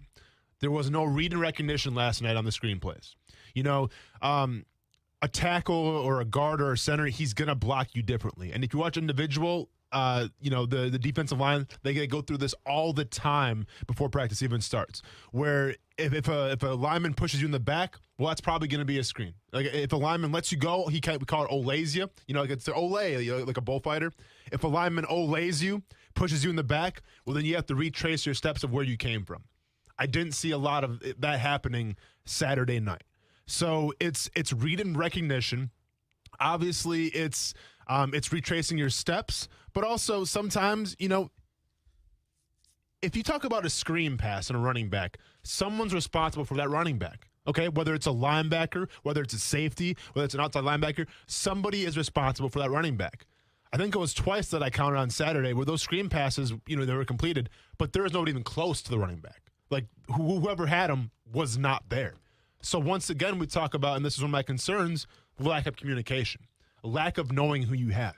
Yes, it's easy to know, okay, I have the one receiver. You have the two receiver. You have the tight end. Okay, sounds great. But as you go down that chain, as you go down that tree, someone's got to be accountable for the running back. And he's usually like the fourth guy, right? So sometimes he goes, unclaimed. Sometimes he's kind of an afterthought just because, well, it's the running back, not a big deal. But you said it yourself. This is the NFL today, all right? Running backs are receivers as well. Every team runs the wheel route, it seems like. Every team except the Jaguars runs the screenplay. So you got to be on your P's and Q's there. The Jaguars' defensive line, the linebacking unit, they were not. And in terms of that screenplay on Saturday, that's got to be addressed. Yeah, I listen, a little bit of this is I think you're just trying to do so much on your own on a preseason game and try to get where you are. And you even said they might have had trouble even communicating and getting lined up and getting acclimated to this new defense. So you're not game planning, is my point, right? You're not game planning for the Browns and worried about what they might throw all these running backs at you and dump it off to them. And by the way, Stefanski's a very good play caller, So, I mean, he kept it simple. Sure. And simple was easy. And effective for them the other night. But, I mean, it really is. We'll see.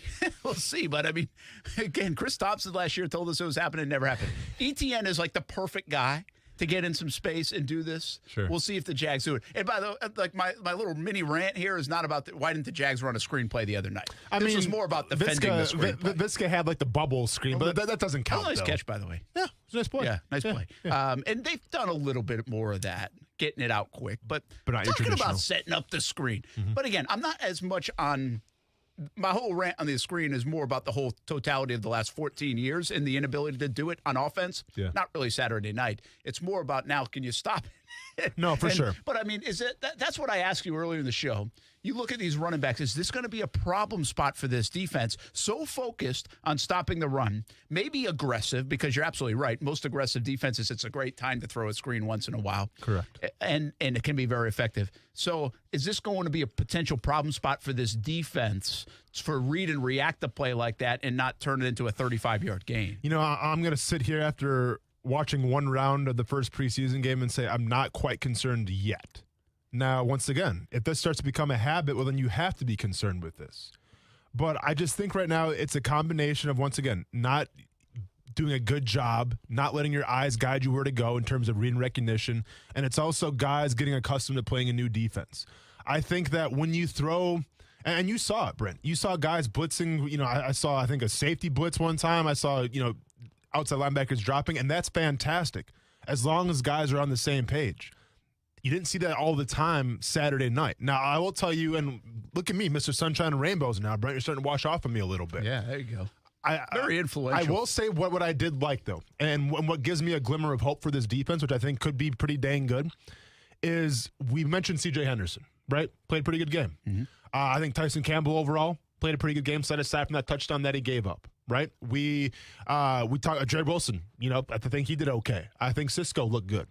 Shaq Griffin, he gave up a couple passes, but overall, it is what it is. The point that I'm trying to make, though, is when you blitz all the time, you're going to be in man coverage. It's going to be mano-y-mano. And for the most part, I didn't see a lot of guys get burnt on Saturday. I didn't say, oh, well, this guy just got torched for whatever 70-yard pass. Like, he's going to be a liability. I didn't have any liability concerns. And once again, even with that Tyson Campbell touchdown, I didn't once go, this could be a liability in the secondary. I didn't have that conversation. That's a good start because your secondary is going to have to man up if you're going to be sending these blitzes. If you're going to have linebackers dropping back into coverage, and we saw that Saturday. Imagine that in a game now, because that wasn't the whole kit and caboodle, as they say. All right, that was just a little preview, a little appetizer of what Houston's going to be like. And the fact that, these guys can man these receivers up, and I get it. There wasn't the one receivers. I don't care right now. All I know is that the cornerbacks, for the most part, did their job. Now it comes to communication, making sure everyone's on their P's and Q's with these blitzes. And if everybody can get in the P's and Q's, then, yeah, I'm confident the defense is going to be all right. All right. So keep an eye on it, though. Now it's something that's got my eye. What are the backs going to do against the Jags? Again, it's a big part. It's not just the Jags. I mean, I think the Jags want to attack people the same way. Yeah. And they were effective a little bit last year with it, right? James Robinson had maybe close to 400 yards catching the ball. So, I mean, he was very effective, and now they add ETN. I expect him to be effective against teams. It's not just the Jags' problem. The screen is a Jags problem. I think the Jags are the only football team that's ever existed that can't execute the screen on each side of the ball. I really do believe that. It's mind-boggling. What is the Pro Football Focus rating of that? It's not good. Probably not that good. And I'm probably dramatizing it a bit. Probably going to be in the. I don't think you're. I mean, I think. But I think we all feel that way, right? Yeah. I mean, I felt like that since 2010. Yeah, I'm here with you. All right. So while I'm on kind of like I got a little excited there and getting a little ranting. Casey heard me the other day about I came back from getting a coffee. Okay. And you know what my new pet peeve is going through the drive-thru? Uh-oh, here we go. Is they fill the dang cup up too much. So it happened to me Friday getting coffee. And by the way, I go through a drive-thru coffee like a lot. Sure. Right? Yeah. And so it happens quite a bit. Yeah. And then so yesterday I went and got like a soda. Really, I shouldn't have, but I did. Being honest. And so like I'm at the drive-thru getting a soda. And this thing is like just pouring out of the cup. And like the nice young lady hands it to me. And I'm like, what do you want me to do with this? Do you have like 10 napkins? Yeah. And she was almost like, oh, is it an inconvenience? That I had asked. Well, it's not her fault, Brent. You know it's all timed. Oh, the drive-thru's timed. Yeah. I know. No, I'm saying like for the drinks. It's timed. Oh, yeah, like the button. She can't control the output of the soda ratio. I think the coffee they do. They don't have the timed coffee. No, the coffee for sure. But you're complaining about the soda. It's not the poor lady's fault. But it's like the worst thing in the world when you get a drink of any kind through the drive-thru. Yes. And it's sitting there spilling all over you. Yeah. Like, just don't fill it up to the rooftop. Yeah. Is that too much to ask? Because listen, I got to tell you, I'm not the guy that complains about restaurants and like you're on your way. But I am on my way. You're but well on your way. Like my dad used to be that guy. Like he like dinner took too long or something, and he'd be that's so old school. Yeah, dinner takes too long, and like they're complaining, and you're sitting there, and you're like, oh my gosh, can I just quiet, Dad? Yeah. Really? Does it really matter? Like, are we in a hurry? Oh yeah. And so I hear you know, everybody's got that person in their family anyway, right? Yep. Or you might be like that. Sure. But I am not. Like, I'll sit there and wait for my food for 2 hours and won't complain. Yeah. Like, I really won't. Yeah. Like, but the drive-thru is starting to make me batty. Okay. I go through the drive-thru enough, and I get coffee enough. So why do I want hot coffee No, you definitely don't want my that. lap? You definitely don't and want every that. time I take a sip, it drips. And then the worst thing about the coffee, see, I love coffee, but Yeah, you we spill know. coffee in your car, The smell smells awful. Yeah. For like a while. I can't imagine. That's no way it. to live. Just got to get Well, that. no, I mean, no, I'm but ranting it's about screen safe- passes, and now I'm ranting about drive-thrus. Safe spot. Now, back to the poor lady that gave you the cold beverage, the soda. She should have cared more. Yeah, but that's not her fault though. Because Brent, like blame people in the Customer program. service. Yeah, I know, man, but like, what do you want her to do? Like, she pushed the button. The button's on a timer. It filled your drink up, and she passed it off. It's not her fault. She essentially threw the She didn't napkins in the program car it. at me and was like pissed that I asked for a napkin. Yeah, but she didn't program it. Well, she should have brought a napkin with the drink. It's not her fault, man. I don't know who this girl is, but I feel bad for her. I feel like you were way too judgmental on her part. I didn't it say wasn't her anything fault. to her. I didn't. Okay, but you asked for the napkins though. Oh, I did ask for the napkins. I didn't have any in But my how car. did you ask? It was just like, well, can I get some Oh, napkins? no, that was very nice. Okay. Very nice. You was a nice guy. I got you. Yeah, it was Okay. very nice. Okay. But I just was like a little. This is less about her. I know, even though but I thought she would have been a little bit more like, oh yeah, that's a mess. Let me help you out with that. You know, Just I mean, take it was it and like leave. just pouring out of the cup. Okay. Well, and we don't have to say what fast food restaurant this was. But was I this am on a not. Sunday? It What was was on it? a Sunday. Okay, so let's check. Okay, I was gonna say because you know dang You well eliminated Chick-fil-A it. would never let that happen. Yeah, that's true. If it's kind of some napkins, they'll be like, "Hey, we'll bring you a whole new soda." Like, we're sorry. That's we true. didn't mean to. They would. So it wasn't Chick-fil-A. And you would have been then. out of there in like 28 seconds. Oh, I mean, I've said it before. Has anybody man. ever trademarked a drive-through line? No. Because I don't. Why doesn't everybody try to copy them? I don't know. I feel like if our economy, I don't want to get too political here, but if our economy could run like the Chick-fil-A line, we'd be set. I don't know what that means. The whole world would be. I don't know what that means, but I'm just saying whoever invented the came up with Chick-fil-A line needs to get in some kind of political position of power because Chick-fil-A is crushing it. And that's a free publicity stunt right there. Yeah, that is good. Yeah. Does anybody else have this issue, or do you guys just not go through drive-thrus? You probably don't, because you eat all like good things. I've been through Taco Bell like twice in the past couple You days. get a drink, though? Because, see, I don't No, get Taco water, Bell man. drink because it's water. Pepsi. Oh, sorry. Not water. And also, if you... Okay, well, water spilling all over you, especially in 95-degree heat. Water. Who cares? Feels good, actually. I Yeah, it prefer does. it. Hey, can you overflow it for me, please? Thank you. Just squirt it. Just take the whole hose and just put it right in my face. You're good. Yeah. All right. You good? I'm better. You feel better about it? I feel better, but Casey actually saw it like the other day. Like I came in here, I'm like, look at the cup, Casey. Wait, you walked it in here? Well, I had it. Like I had it. I said, look at the cup. Like it's got more coffee on the outside than the inside. Yeah. He was really upset, and he didn't And say then it what he happened just again said. yesterday. Oh, I believe that. He said some other words in place of the words he just Yeah. used on the radio. And I definitely believe that. I don't know, man. I always feel like you're taking your life in your own hands when you get coffee because you spill that thing, it burns you. You're in a I've car. done it. Like there's no way. Today, actually, I had a coffee from home. I always leave home with a coffee. Sure. And you're addicted, I'm driving. You're and I'm addicted. pretty good, by the way. That thing's filled close to the top, but not all the way to the top. And I'm pretty good at balancing. Yeah. Today, it was had to swerve out because there was a bucket in the middle of the road. Went everywhere. Do we? That's awesome. Do we need to have a serious conversation? Are we missing something with technology where we can design a no-spill coffee cup thing, at drive-thrus? Yeah, because here's the problem. Okay, listen, I'm very good at this stuff. Okay. The problem is when you put it up to the top or it bounces around, it gets under the lid. Okay. And so the lid just starts dripping. Underneath at it, a painfully annoying way when you take a sip of it. It will just drip by drip by drip. Yeah. And it's never ending. It's getting in those crevices. Yes. So take then you those have crevices to dump away. a little of the coffee, clean the lid out, Sure. put it back on, and then you're good. How do you fix that solution? I have no idea. I haven't come up with it yet. Well, let's go on Shark Tank when you do. Hey, Mark Cuban, we're coming for you, man. We'll be back. Action Sports Jax on ESPN 690.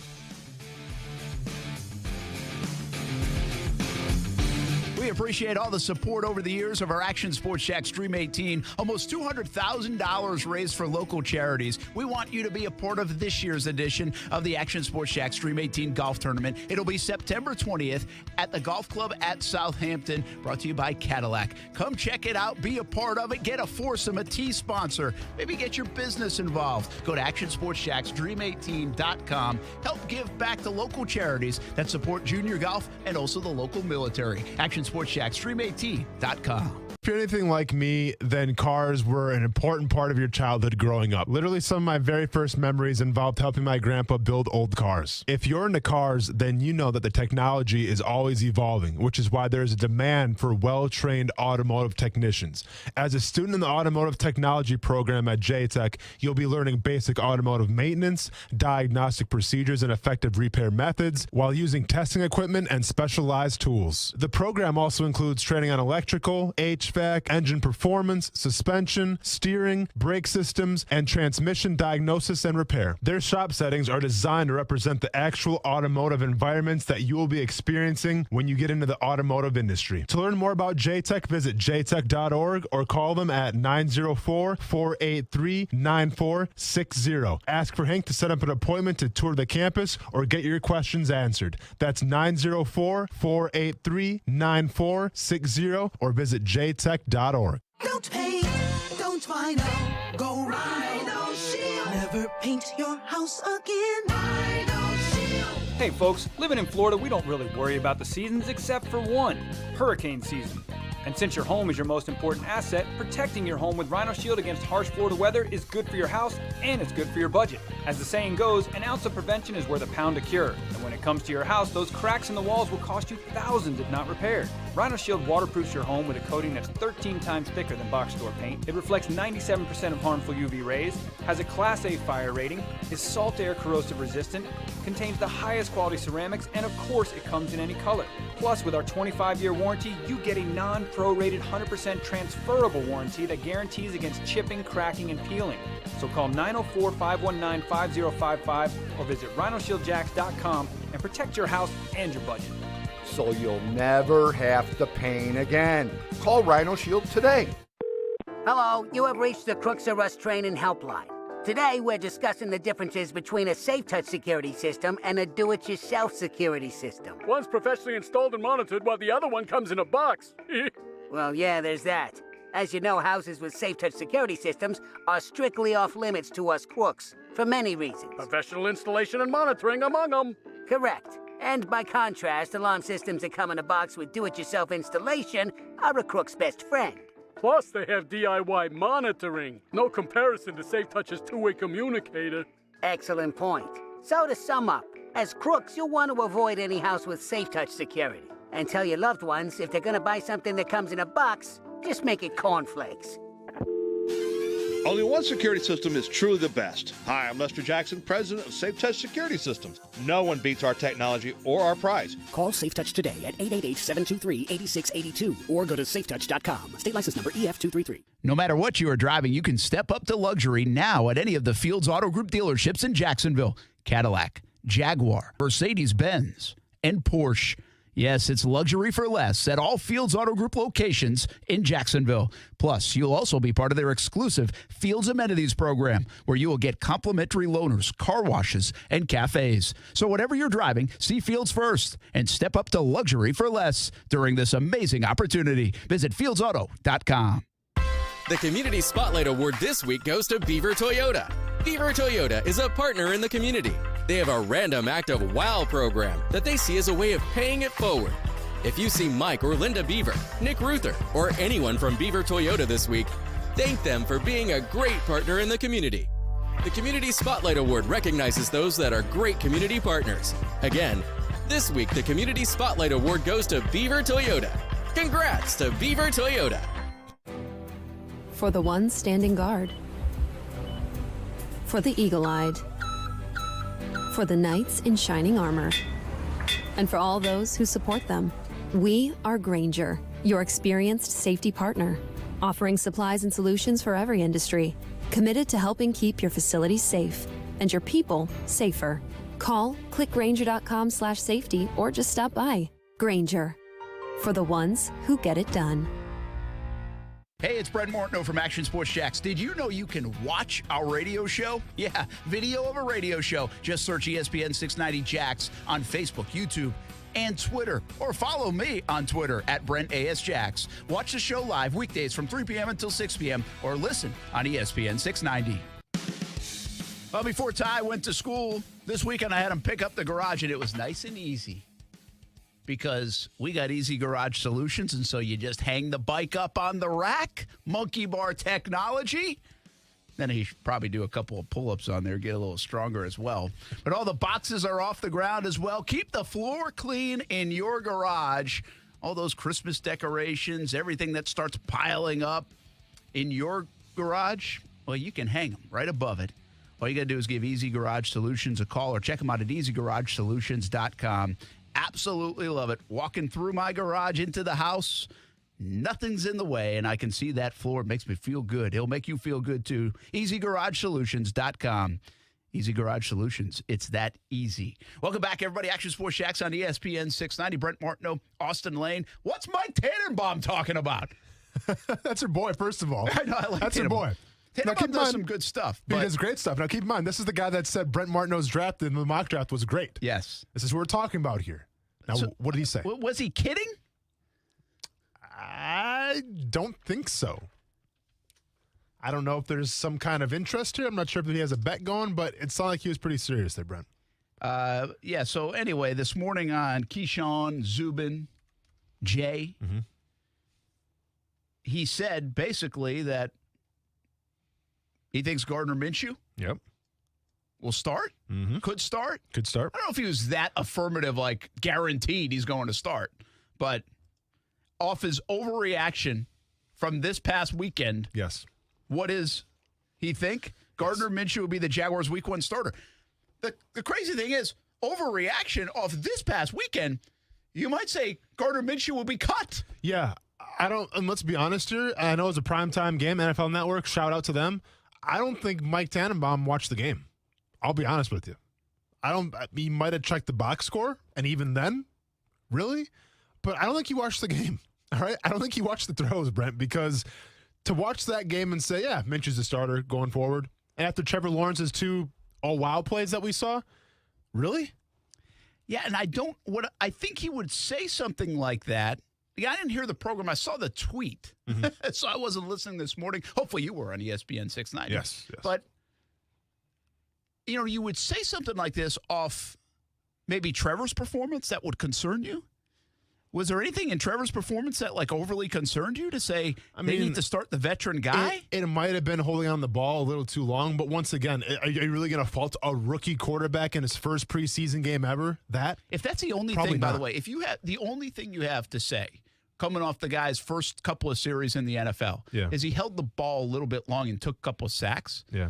Well, it's better than just throwing it up for grabs and throwing picks, isn't it? I think most coaches would take the sack. Yeah, I just think it's more from Tannenbaum's perspective of, is Trevor Lawrence going to be ready in time? Which, yeah, I think he's going to be. I mean, I don't know.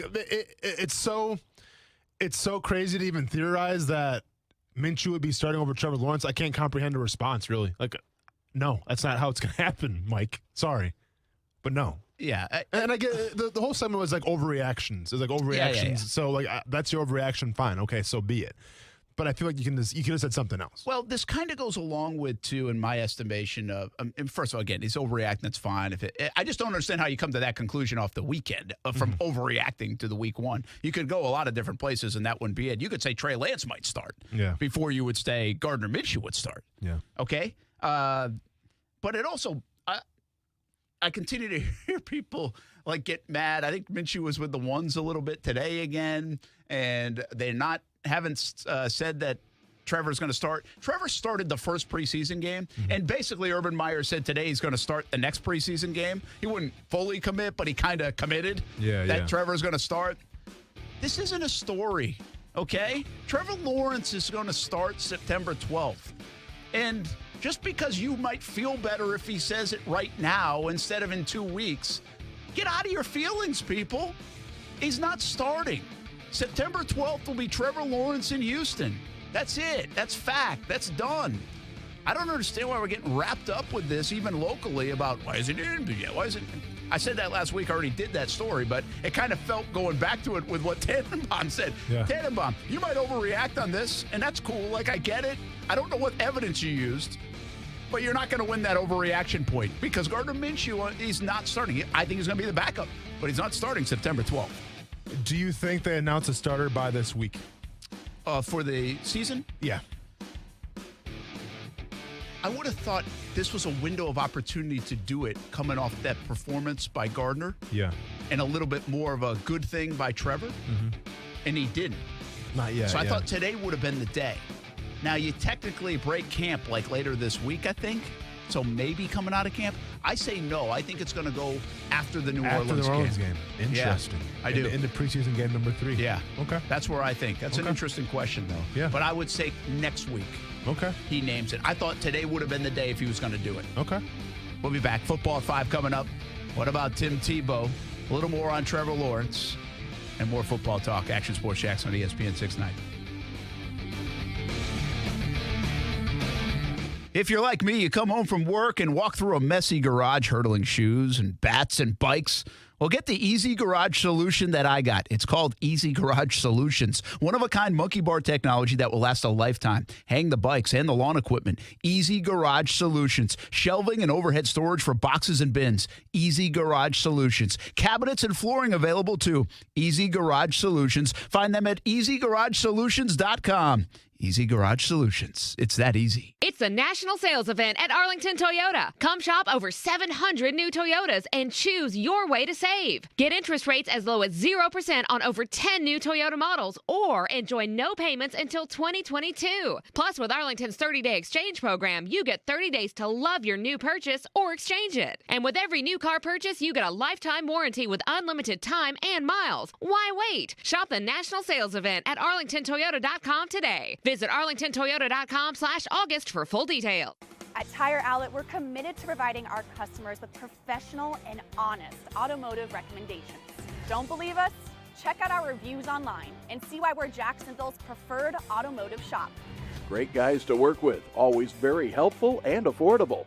With 12 locations across Northeast Florida, Tire Outlet can help keep you and your family safe on the road, wherever you are. Wholesale prices, premium service, Tire Outlet. A car wash with spacious lounges and Wi-Fi, Starbucks coffee as well. Prime Car Wash has all of that, while your car or truck gets cleaned. For moms and dads, there are even child-friendly lounges. Full-service interior and exterior wash while you wait. Prime Car Wash is convenient for you. It was for me. I went to the Beach Boulevard location, and there's one on San Jose as well. Give it a try. You can even get a membership. Let Prime Car Wash take care of your vehicle while you take care of your family. Or even do a little work. Prime Car Wash, clean inside, clean outside. When you think about Jacksonville, you think about a city that is surrounded by water. And being by water afforded Jacksonville to have one of the largest container ports in the entire country. And another fun fact that RV sales are at an all-time high right now. But what does this all mean? What am I getting getting at. It means that there's high-paying jobs available for those that know the ins and outs of the marine side and of the land side of recreational vehicles. And this is where JTech comes into play. JTech offers a program where you can learn about the diagnostic procedures and effective repair methods of a variety of recreational vehicles, including motorhomes and RVs, power boats, jet skis, diesel and gasoline, outboard and inboards, and much more. And they also help prepare students to take the Yamaha certification exam, which is required in the Marine Maintenance Certification Program. To learn more about JTech, visit jtech.org or call them at 904-483-9460. Ask for Hank to set up an appointment to tour the campus or get your questions answered. That's 904-483-9460 or visit jtech.org. Where else can you get luncheon, brunchin', boozin' specials? Only one place, at Culhane's Irish Pub at Atlantic Beach and on the south side. It's as Irish as you can get, owned by 4 Irish sisters. And they've got fish and chips, of course, shepherd's pie. Go today for lunch or dinner. Eat in, order out. Culhane'sIrishPub.com for the full menu. And try the new 5 Sisters vodka at happy hour. Luncheon, brunchin', boozin' specials, and so much more. 2 locations, Atlantic Beach and the south side. Culhane's Irish Pub, Irish sass with 5-star class. DoorDash here with Summer of Dash Pass. Right now, Dash Pass members are taking $10 off groceries, alcohol, pet food, and more. Need a nightcap? $10 off. Got a cough? Get relief delivered for less. Want to surprise your crush? Send a gift and save. Try Dash Pass for free and get special savings, exclusive menu items, and $0 delivery fees year-round. Get more from your neighborhood now with Dash Pass in the DoorDash app. And stay cool out there. Terms and conditions apply. 5G is here, but the big carriers want you to sign a pricey long-term contract to get in on the action. Well, no more, because Straight Talk Wireless has rolled out 5G coverage nationwide, with plans starting at just $35 a month with no contract. And get a Samsung Galaxy A32 5G for only $299, all on America's best networks. 5G coverage, 5G phones, less money. Straight Talk Wireless, no contract, no compromise. 5G capable device required, actual availability, coverage, and speed may vary. Broadcasting live from the ESPN 690 Anajar and Levine studios. Anajar and Levine Accident Attorneys. Call 904-600-4000. That's 904-600-4000. ESPN 690. Jacksonville's home for ESPN Radio. WOKV Jacksonville. Listen live everywhere you go on ESPN690.com. ESPN 690, a Cox Media Group station.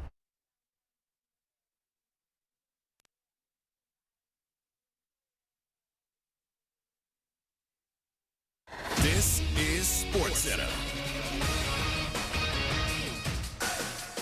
I'm Doug Brown. They won another national title in January, and they're the preseason #1 team in the country. Perhaps you heard of them, the Alabama Crimson Tide. Filling out the Associated Press preseason top 5, Oklahoma, Clemson, Ohio State, and Georgia. Buckeyes coach Ryan Day says redshirt freshman C.J. Stroud is the leader right now in the starting quarterback competition, but there's no decision yet. Ohio State trying to replace Justin Fields now with the Bears. The Buckeyes opener is September 2nd at Minnesota. Now that every NFL team has played at least one preseason game, ESPN's Booger McFarland says one thing really impressed him about most of the rookie quarterbacks. The ball came out of their hands really quick. Like, they didn't hold the ball as if they didn't know what they were doing. And to me, that's the most promise that I saw in all these guys. When the ball can come out of your hand quickly, that tells me you're processing information, you know what you're doing, and you're not afraid to pull the trigger. And so I thought that was a good thing. Booger McFarland on Greeny. Feeling great starts with a great shave. And great shaves start with Barbasol Shaving Cream.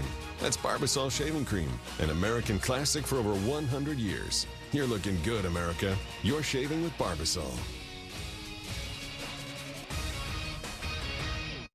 Broadcasting live from the ESPN 690 Anajar and Levine studios. This is Action Sports Jacks on ESPN 690 with Brent Martineau and Austin Lane. 3 screens on 2nd and long. So first of all, a screen is a run. So all 11 guys have to stop it, and we just got to do better at it. I got to coach better and do better, so it's no big deal. I mean, you recognize, turn, and sprint, and then you force the ball back inside. And I tell you, on those screens that did break, the positive thing, we had 2 D linemen make the play, and they were sticking their foot in the ground and redirecting 20 yards downfield. But we got to get it cleaned up, and we will. There's your guy, Joe. Stick your foot in the ground and redirect. Read and recognize. The Some things never leave you, Brent. You know? Some things are kind of ingrained in you because maybe you had a coach that yelled at you every single day for not doing it right. It didn't look like Joe Cullen was overly concerned. I guess that's a good sign, you know? Yeah. I mean, again, it had a very good explanation of it. I mean, bottom line is you got to notice it. I actually was watching. There was one screenplay in the second half.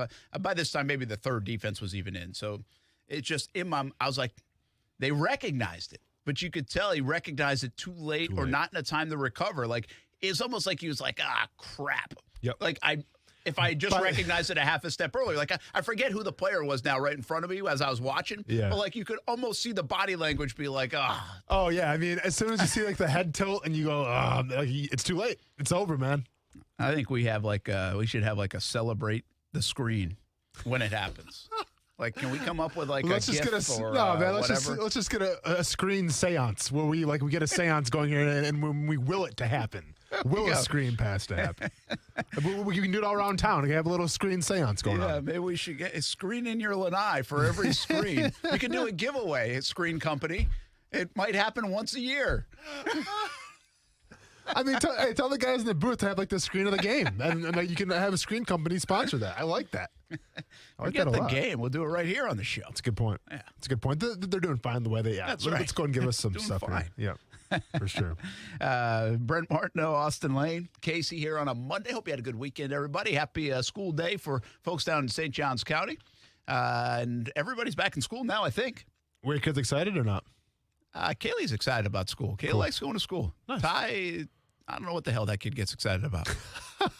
You can't tell. Yeah. Well, but they're sophomores now, though, right? I mean, you're no longer a freshman. You kind of got your wits about you a little bit. Yeah, I think it's like your second year of training camp. You're feeling good now. Yeah, I think there's a little bit of that. Yeah, there should be.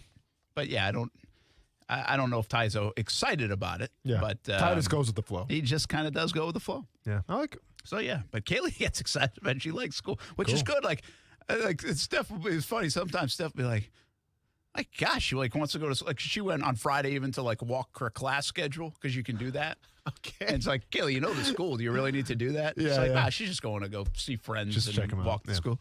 It's like, it's better than the alternative, not liking going to school. Yeah, I mean, you don't have the problem of a kid wants to go to school too much and not go to school at all. Yeah. So, yeah. There you go. I tell them both. I was like, you guys are crazy. You should just homeschool. Yep, Mom right here. You can go You have work everything out, at your play disposal, ball. backyard fireplace when you want it. Yeah. I mean, What are y'all doing? I'd be, but yeah. Yeah, sometimes it's having the social life, Brent. Yeah. You know. I guess. Hard to find a date at home. Last time I checked, friends don't get you scholarships, though. But yeah, we'll see. That's true. Yeah. All right. Hey, Trevor Lawrence. We mentioned him at the top of the show. Really haven't talked too much about him. Mm-hmm. What's the feeling that he gave you overall? I mean, this is a guy that everybody's talked about. He's certainly, I think, poise is the word that everybody was using Saturday night because he showcased it. Rough first play, bounces back. Mm-hmm. I said on Twitter, I thought most impressive throw was a 3rd and 9 for me. Right hash mark over to the left side of the field. And people argue, well, there was a hand in the face after. There was pressure coming at him, and he got rid of it on time. I think Baldinger did like a breakdown of the play, and it was like everything was spot on. Actually, Marvin Jones kind of double caught the ball. But it was at least he made the play. And again, just the precision of that play, the rifled nature of that play, in tight coverage of that play, I think showcased a lot of things. And by the way, bouncing back from a negative situation. First of all, he was backed up because of the penalty, and then he takes a sack and fumbles the ball, and he, boom, boom, 2 plays later, he's got a first down. Yeah. Like, I thought that whole sequence was pretty cool for him. And then he makes the nice play that gets everybody excited as well, which was good protection. But also showed progression because I think it was like his 3rd read on the play that ended up going to Marvin Jones for 35 yards. So, all in all, listen, those are the 2 plays I'm thinking about. Hold the ball long, whatever. It's a sack. I mean, people are going to take sacks. No, for sure. And I'd rather have a guy hold the ball on for too long as opposed to get gun-shy right away and be like, I'm getting rid of it. I mean, I get it. The That's right true. play there, you get rid of the ball, throw it out of bounds, you live to see another day. But at least he's trying to make plays. You know, like, at least he's not gun-shy about that. I think you can win with that. You know, like, I think you can win with a guy who wants to stay maybe a little second too long as opposed to, whoa, it's collapsing on me, I'm panicking. And you saw that with Trevor Lawrence. That's a really good point, Austin, because, we have seen it over the years, right? We have Yeah. seen it with Blaine Gabbert. Yeah. Got gun shy in a hurry. Well, that or else you escape the pocket way too quickly, and then quick. it's a problem. Yeah. Well, we saw it with Minshew, too. That's one big knock on Minshew is that the clock gets going quick and he gets out of there, like before he needs to get out of there. That's been a big-time criticism in that building last year on Gardner Minshew. Well, that wasn't the case here. I mean, Trevor wasn't looking to run. He had his eyes up. And again, there's still a lot going on. Yeah. But I think you're right about that. I think you can learn to I think it's probably easier to get rid of the ball quicker. Oh, yeah. Than it is to learn to hold on to the ball longer. For sure. And I feel like you can't really teach somebody to say, hey, you know what? I know you're getting a little nervous right now, but hang on to the ball a split second faster or longer, and let's see what you can do. Like, you can't teach that. Either you have that or you don't. And I saw it from Trevor Lawrence. Now, obviously, the point is if you take too many hits, then do you get gun shy? Because that happened to Blaine Gabbert, obviously, right? He took one too many hits, and all of a sudden, it was a different Blaine Gabbert back there. I don't see that happening to Trevor Lawrence. He looked poised the entire game for, the short amount of time that he was in.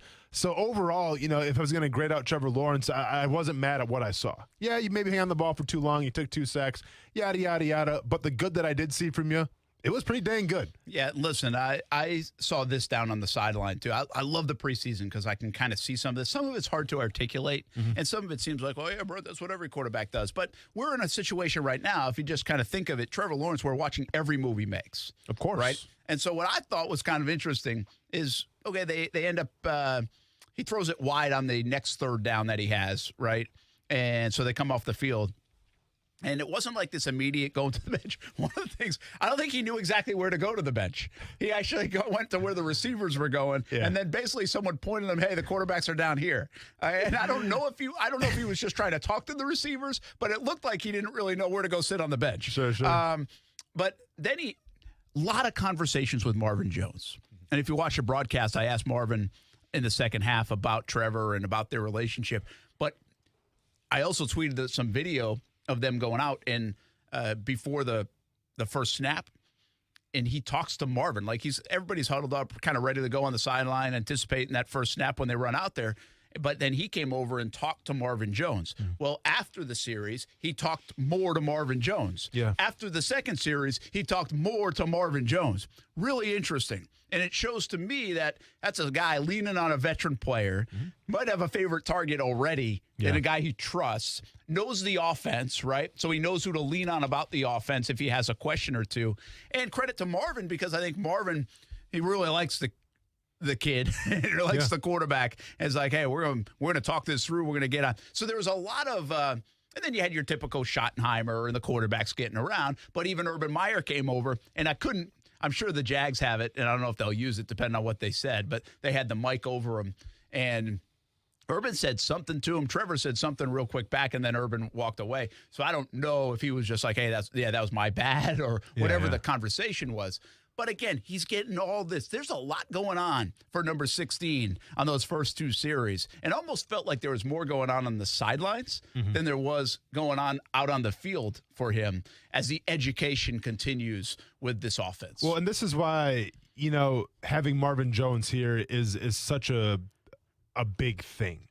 Because, rookie quarterbacks get drafted every single year, and they get thrust into starting roles every single year. Some get set up for good situations, some, pretty bad situations in terms of maybe having a young team, no veteran experience.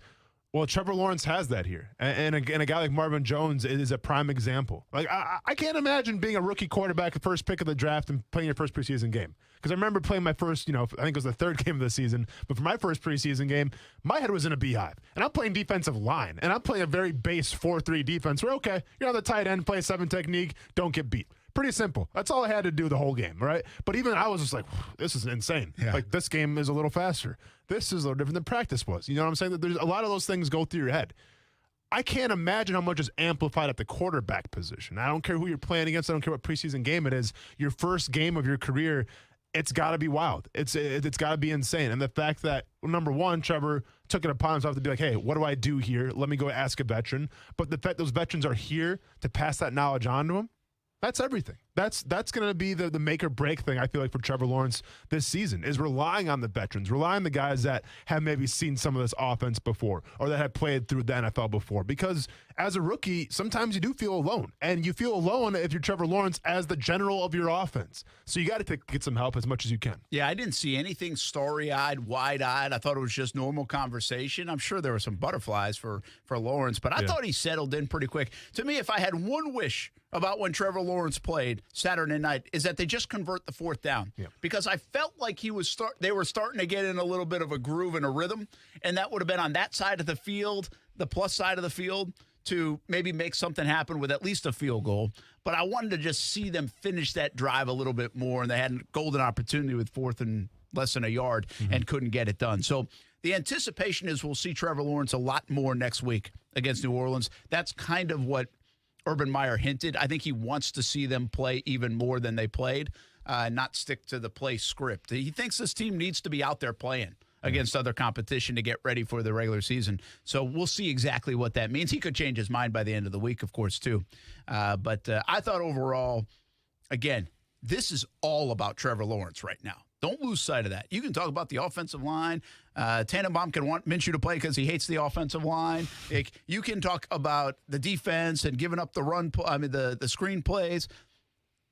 2021 is all about 16 and all about the development of 16. And it is a lot about other players because you need them, but it all starts with that guy. And if we look at the two series and the 6 of 9 and a couple nice moments and the poise and the ability to bounce back, again, that's my takeaway from Saturday night, probably more than all these other red flags that are dancing around Jacksonville. And I'm not saying those red flags aren't warranted. Yeah. Just saying they're on a different level than what I see from 16. 16 is where my eyes go first. And Trevor Lawrence, how he does, and maturation from this game to the New Orleans game to the Dallas game, keep in mind that's paramount above everything else. Yeah, no, for sure. Because, I consider and say, all right, C.J. Henderson, he looked good. Okay, Juwan Taylor, who got to improve a little bit, right? Cam Robinson, not too bad. Walk a little. I guess his hands got to be better, according to Urban Meyer. All this stuff. We can go player to player and say, what do they play? Good, bad. Josh Lambo misses a field goal. We don't need to see any more missed field goals. Be honest with you. Yeah. All right? I had some flashbacks. Had a great camp, Had some flashbacks last year. So, you can sit here and the positives and negatives. I mean, every single preseason game, no matter the team, is going to have those positives and negatives. But we can sit here on a Monday after the first preseason and ask, how did the most important player look? Did he look poised? Did he look confident? Or was the moment too big for him? I left that game thinking it wasn't too big for him. I think he looked poised. He had some adversity. He overcame it. He looked confident. That's the most important player on your team. Not from the standpoint of he's a first pick, but he's the quarterback of the team, okay? Most important position in all of sports. And the fact that we can sit here, I think we can both agree, he looked poised. He looked confident, and he didn't look nervous. That's as good as you can ask, I feel like, set aside from, some great throws of Marvin Jones here, you sprinkle some on over there, whatever the case may be. But that's what you want to look for the first game of your quarterback's career, and he showed that. Yeah, I think so, too. I think it's something to build off there. Hopefully it keeps getting better and better. By the way, out of practice today, I mean, you saw this, just the beauty of a play down the seam to Pharaoh Cooper. I mean, he continues to make the throws. He looks the part. Heck, you look at the pictures. He's in like a beautiful throwing motion. It's just like it's a good reminder. Again, he didn't wow anybody the other day, but he also shows you, if you look close, just some of the reasons why they drafted him number 1. And I think everybody's still fully confident that there's nothing that shook anybody, I think, on Saturday night. And I think that's a good sign. There's no reason to panic about the franchise quarterback of this organization. Tebow fans, is there a time to panic about number 85 making the roster? Maybe. Get some water real quick here. Austin Lane offered this critique of Tim Tebow. We're playing this earlier today. Tebow goes in motion, which means as a left defensive end, I know something's coming back at me. One of two things can happen. Tebow's going to go shallow, which means it's going to be a run, or he's going to come back at me and go deep, which means it could be a boot. Obviously, the line that Tebow takes here indicates that it's going to be a run. Tebow stays on his path, lowers his head, lowers his shoulder, gets just enough of the defensive end who made it pretty easy on him by taking a false step inside, and Ogunbowale sees this, bounces outside for a pretty decent game. Did it look good? Not really. Tebow could have stayed on his feet, pushed the defensive defensive end down, worked to the next level, and found more work. But oh yeah, that's right. He's a 4-string tight end. Literally a 4-string tight end on the depth chart. But I have to break this play down because I got to get my Twitter views up. Because if you mention Tim Tebow on Twitter, you get your views. You get your clout and you get your views. I'm supposed to be going to the grocery store because my wife said that we need groceries and it's my turn to do that. But now I'm stuck in the studio trying to edit this video. So she's going to be all bummed now because she's got a long ass day of work. And to make matters worse, the AC in my car doesn't work. So now I have to ride with the windows down. Unfortunately, I'm in Jacksonville and it rains 24/7. So I would have loved to go to the dealership today and get that problem addressed, but I can't because I have to sit here and break Tim Tebow stuff down for the views. So yeah, he could have did a better job. I don't know. He's never really played the position before and he's a 4-string tight end, but he's trying his best to live out a dream. So I don't know what else to tell you. That's a very good critique of Tim Tebow. Yes, sir. And by the way, everybody critiquing the Tim Tebow. Yeah. Clicks for Yeah. Tim Tebow. Yeah. And, of course, that's what you're poking a little bit of fun at. More so of than course. Tebow. Yeah. Satire. In reality,